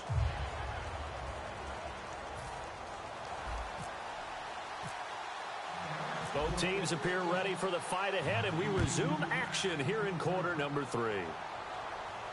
That's fielded in the end zone. And he'll elect not to return this one, so they'll bring it out to the 25 on the touchback. Here's the Browns offense now getting set to start off this third quarter. First half showed us some pretty good offense. Tie game, we'll see what the second half brings. And it'll be interesting because I think both sides feel pretty good about what their offenses are doing. Got to wonder what adjustments are being made defensively to try and get a spark and maybe slow down the other side. But here, do you change up anything on this opening drive? Not offensively, you don't. You got everything going your way. You're probably prepared for maybe some change-ups you might expect, but overall, you like what your game plan's showing you.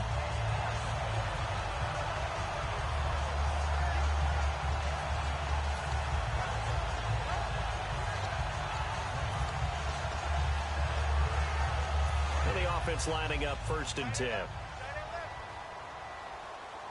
Everyone got four down.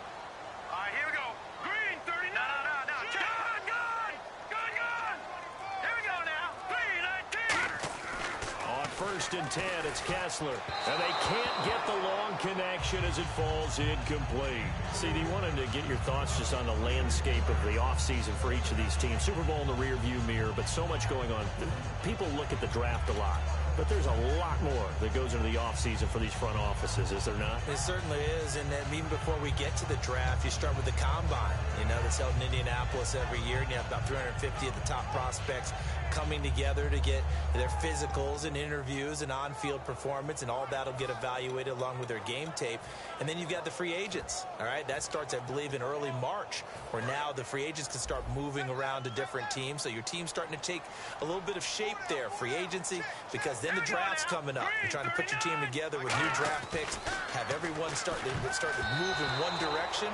And then you have the OTAs and minicamps. You get to see them on the field for the first time. And we start to get a better idea of how these teams are going to look when the fall begins.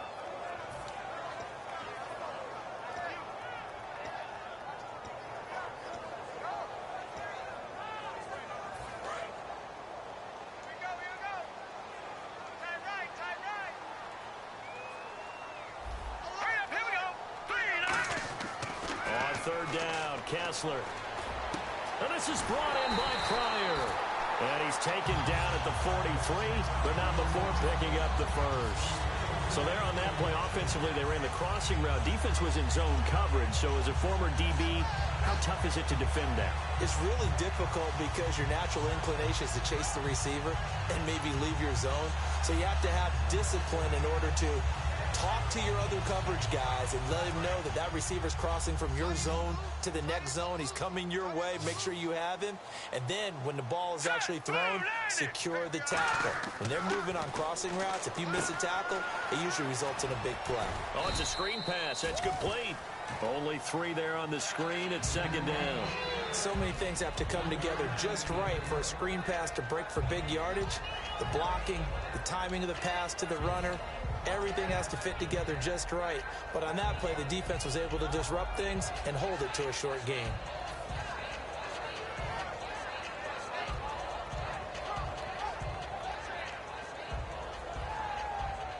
Here we go with 2nd and 7.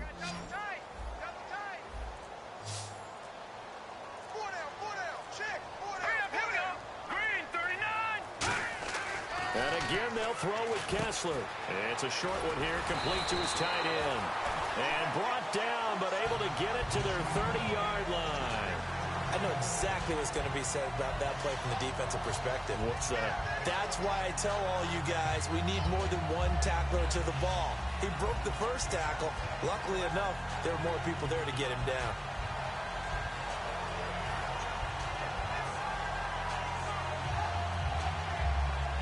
So the offense has it 1st and 10. 4 down. Ready. Throwing now, Griffin on 1st down. They'll try and set up the screen. It's complete. The first down screen pass, good for 5. For a second there, I thought that might break big. Screen pass, looked like it was coming together, looked like there was an opening. Still, ended up with a solid game. Offense walks to the line for play number 7 of the drive.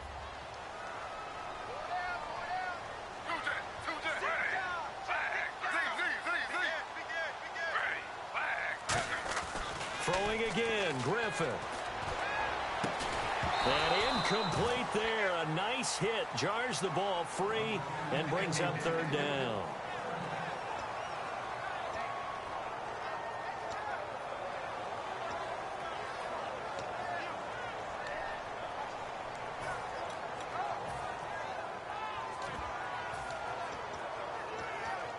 And on 3rd and 5, this will be the 8th play of the drive.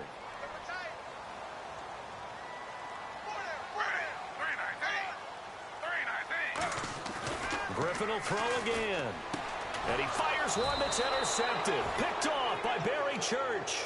And a big turnover there as his guys will get the football back. Now we take a glance at the offense as they work their way back out for their first possession of the second half. Their defense did its job, yielded no points. Now it's the offense's turn. And how much fun is that when you set things up to start a half and you just tell you guys, hey, if you can shut them down, get it back for our offense, we can roll. And they played out perfectly. Now, can the offense do what they wanted to do at the half, which is find those weaknesses and now attack them and score some points. And break this tie. Again, we'll see the pistol here. They stay on the ground, but this time it's Elliott. And he goes across the 20 to the 22. Give him 6 yards on the carry. It's going to be 3rd and 3 now. As a defender, you've seen that play work all game long. What you have to do, though, is stay with your keys and not overrun plays, because once you do that, they send you in one direction and come back in the opposite. Well, they brought in an extra defensive back here, so probably not expecting a run on 3rd and 3. A good call. Give him 6 yards, and they do convert on 3rd. Well, not a fun game at all for anyone who's playing defense on the field at this point. They just gave up another first down on another good run. I wonder if the defense coordinator just says, let's sell out, play.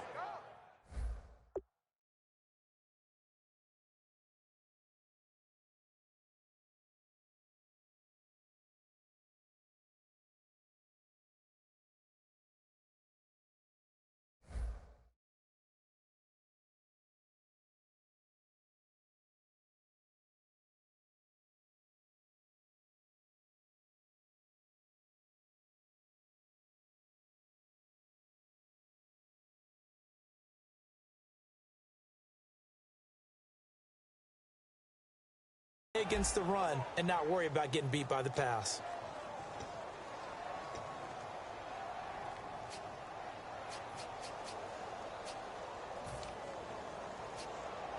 So they pick up the first down after the run, and now they approach for the fresh set. And again here, we'll see the Wildcat.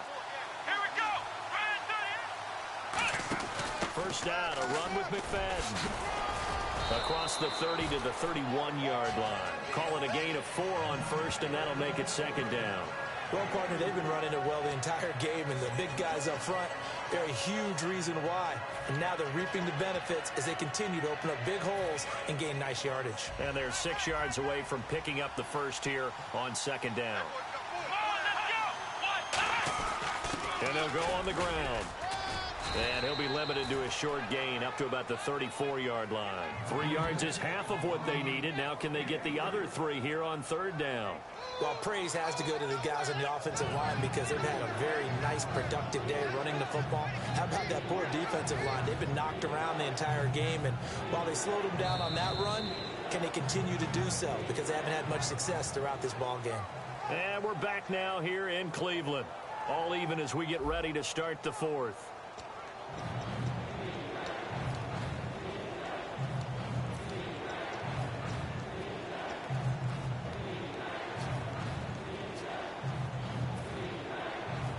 And the defense searches for one more stop here after the run on second down. Here we go. Third and short yardage. Prescott eluding the pressure right. And some room to maneuver. And he'll slide down to avoid the contact. 15 yards there on the scramble and a first down. When they watch film of this game and hand out the grade sheets, he's going to really like getting a double plus on this play. Why? He scrambles and picks up a first down. But what else does he do? Protects himself by sliding and avoiding the big hit. Double plus, big-time play. They'll pitch it out to Elliott. And he'll get this into enemy territory, but not by much, as he's down to the 48. 2 yards on the carry there. It'll be second down.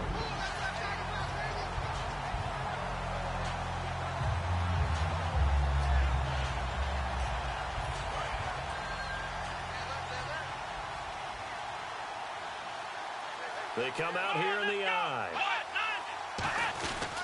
On second down, Elliott. He'll get about 4 here, down to the 43-yard line. I think that run gives us evidence that the defense is getting a little bit tired out there. They've been out in the field for a long time, and that last run, they just cut right through them.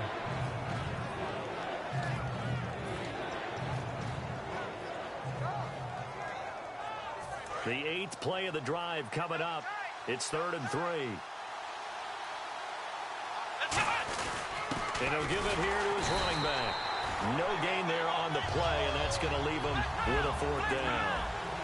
On that play, it was the defensive front that won the battle. They out-leveraged the offensive line, got into the backfield, and held him to no gain.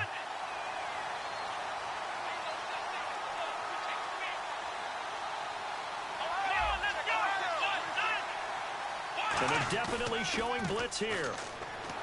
Prescott to throw it. They'll roll him out right. He may try and run for this. Call it a pickup of 7, and they're able to pick up the conversion here on 4th down.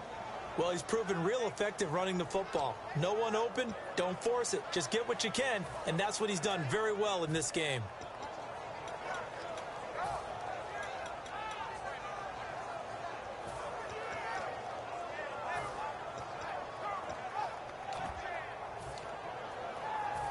Long drive. The defense just cannot seem to catch a break and get off the field.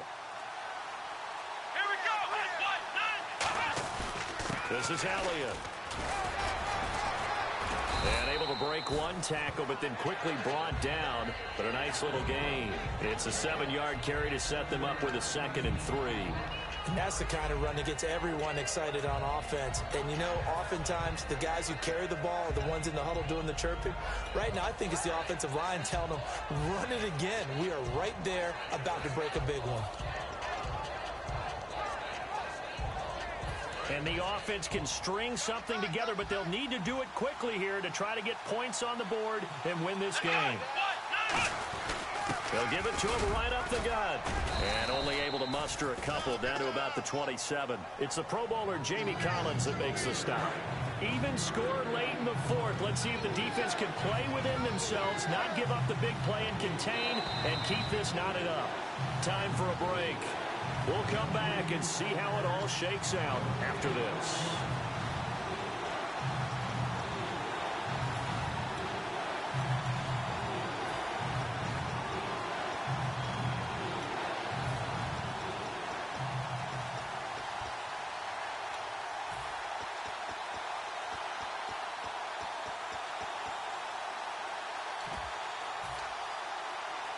And a really long drive here, and it goes on and on.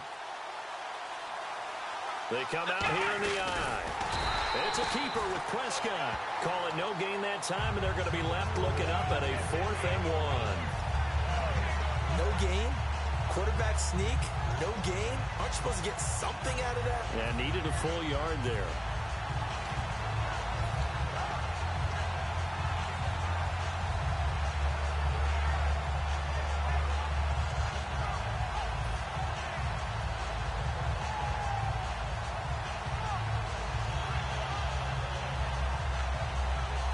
Tie game, 4th quarter, and they're going for this thing on 4th down.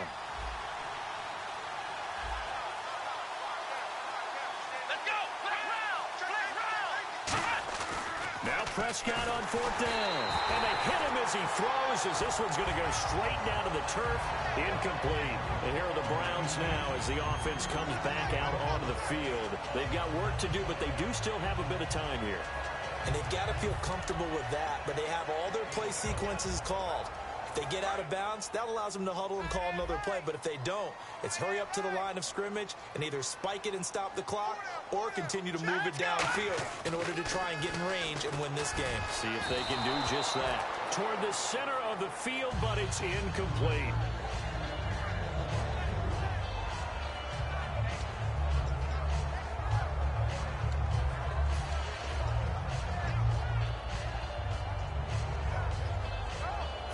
Offense looking to avoid a 3rd and long. It's 2nd and 10.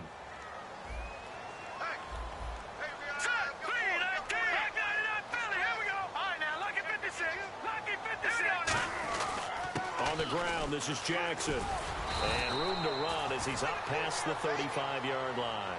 9 yards on the pickup there as he'll be left with 3rd and 1. And I see an extra defensive back on the field. Little surprise here on 3rd and 1. Here's Kessler. Oh, they would have gotten the conversion if he could hold on. Instead, the drop means it'll be 4th down. On 3rd and 1, I think everyone in the stadium thought they'd try and run the football there, but they tried to surprise the defense and hit something through the air. Instead, it results in an incompletion.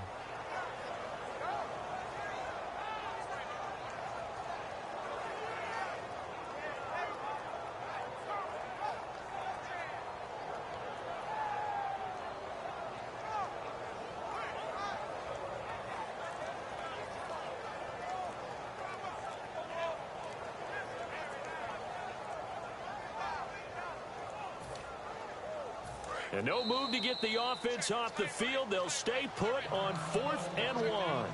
Now with the play clock down to 2, we're going to get a timeout here. It's just their first. They've got 2 more to use here in the final stages.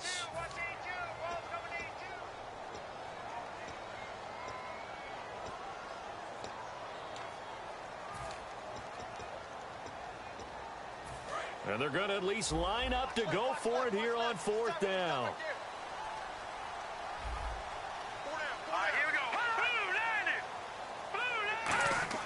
The Browns are going for it. Kessler, and he finds Barnage. He's got it. It'll be a gain of 4. And on 4th down, they're able to convert and move the sticks. Looking to speed things up here, going with some tempo. Kessler to throw. And this is going to be intercepted. Picked off by Brandon Carr. And the return out shy of midfield to the 46-yard line. Here's the Dallas offense now heading back out onto the field. They need to get this around the 40 to have a chance to win it in regulation. From the 40, it's a 57-yard field goal, so that gives you a gauge. And all they're trying to do now is pick up yardage in good chunks and get out of bounds to stop the clock. If they end up running a play and get tackled in bounds, they're worried the clock may run out on them and finish the game. And they'll have to be careful how they handle this. Well, they went for the big play there, but that drop could really hurt their momentum.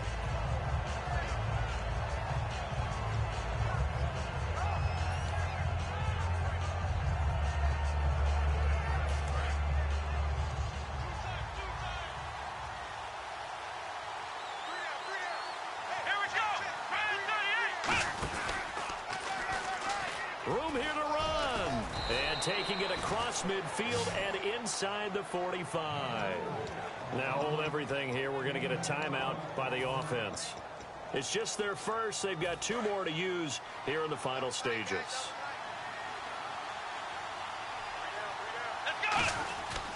And they'll run it here. And he'll bring this one inside the 35. Now whistles come in. We're going to get a timeout here by the offense. That'll leave them with just 1 remaining in this 4th quarter of play. So here we go. Maybe the biggest kick of the game forthcoming. This to almost certainly win the football game.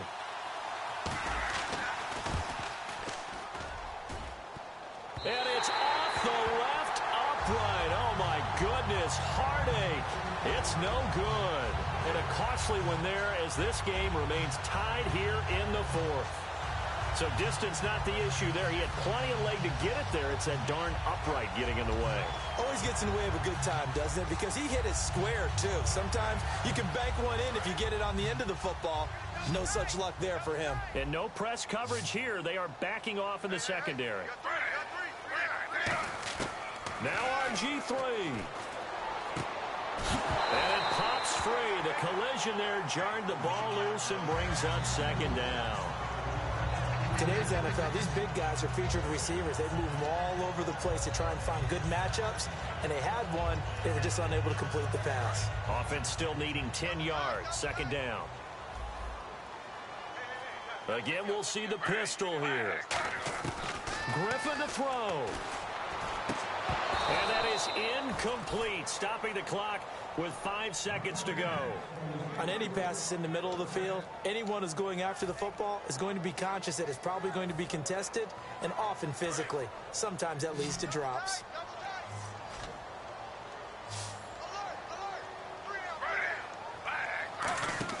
Here's Griffin.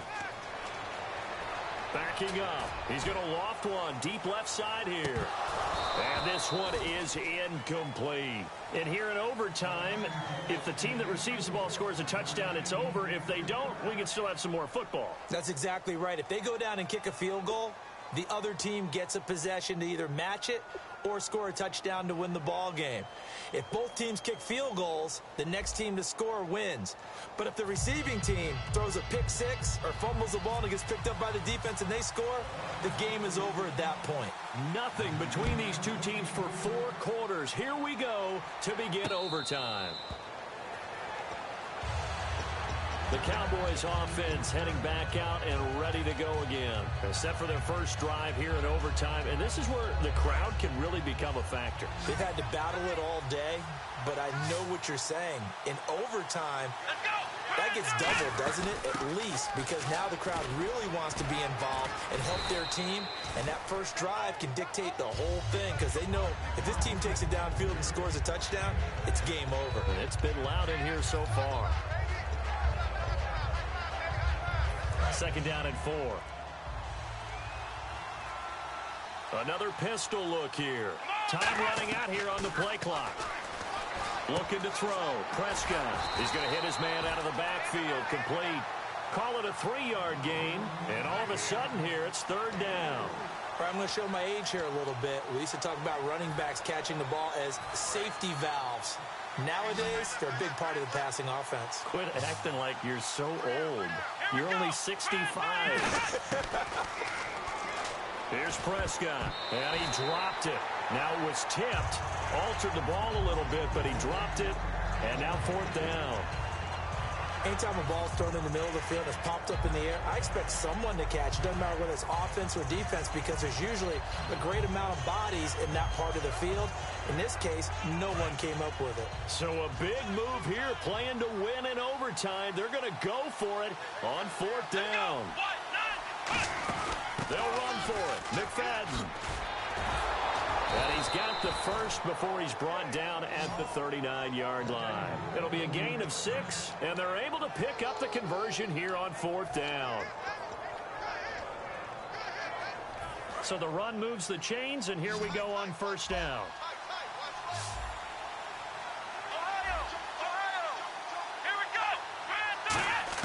Prescott to throw this time. Drops it underneath to Elliott. They give him 17 yards that time as that'll move the chains. All week long as a defense, you game plan to stop this guy as a runner. And then when they start sneaking him out of the backfield and throwing it to him, that totally disrupts what you plan to do in the game.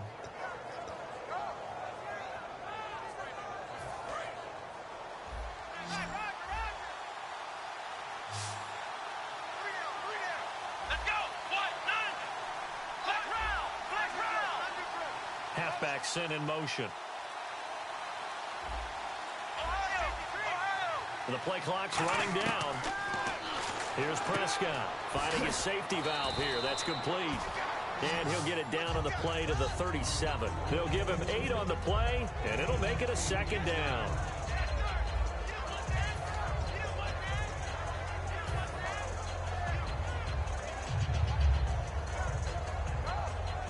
Offense in a good spot here, 2nd and 2.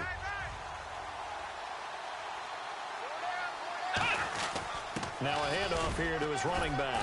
And they'll be inside the 35 now at the 34-yard line. 2 yards on the pickup there, but it's enough to give him a new set of downs. But we always talk about good down and distance, allowing offenses to expand their playbook. Well, 2nd and 2, that means your playbook's wide open. You can run just about anything. But a lot of times, the play caller, he just looks down at his sheet, sees the short yardage runs, and goes to one of those.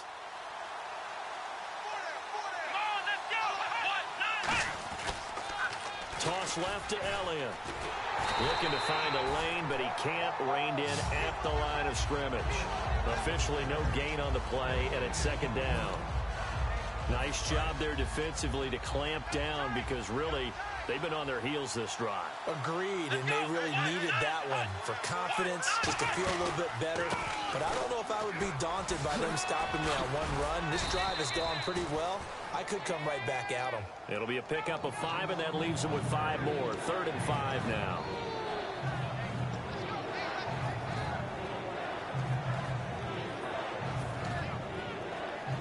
They'll break the huddle and come up on the 9th play of this drive, needing 5 yards on 3rd down. Here we go. And he gets the first down here as he's taken down at the 24. 5 yards is the pickup there as that extends this drive.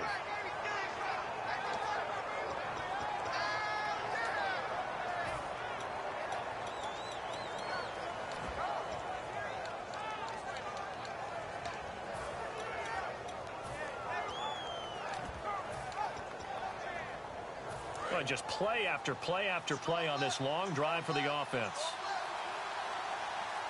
Let's go. And to give this time to the tailback. And he'll keep it moving down to the 15-yard line. 9 yards is the pickup there, and they'll have a 2nd and 1. And after that type of a run, there's some talking going on down on the field, but it's not trash talking. The guy who just carried the ball, he's going back and telling his offensive line, great job, keep it up, and we'll break that one soon. They'll try to throw now. Prescott got a man over the middle. It's Williams. It's an 8-yard pickup, and it leads to a 1st and goal. Now hold everything here. We're going to get a timeout by the offense. They'll be left with just 1 remaining here at OT.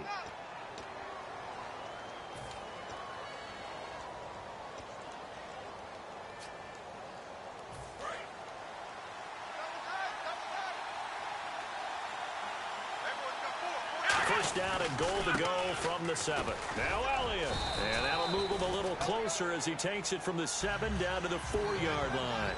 They're mounting a nice drive here. Good chunk of yardage there again. O-line, they've been solid this drive. They have that look about them right now that says, if you do anything but run the ball behind us, you're crazy. They have really moved it well on this drive, and they want to finish it off the same way. They'll try to run it in with Elliott. And he'll get in.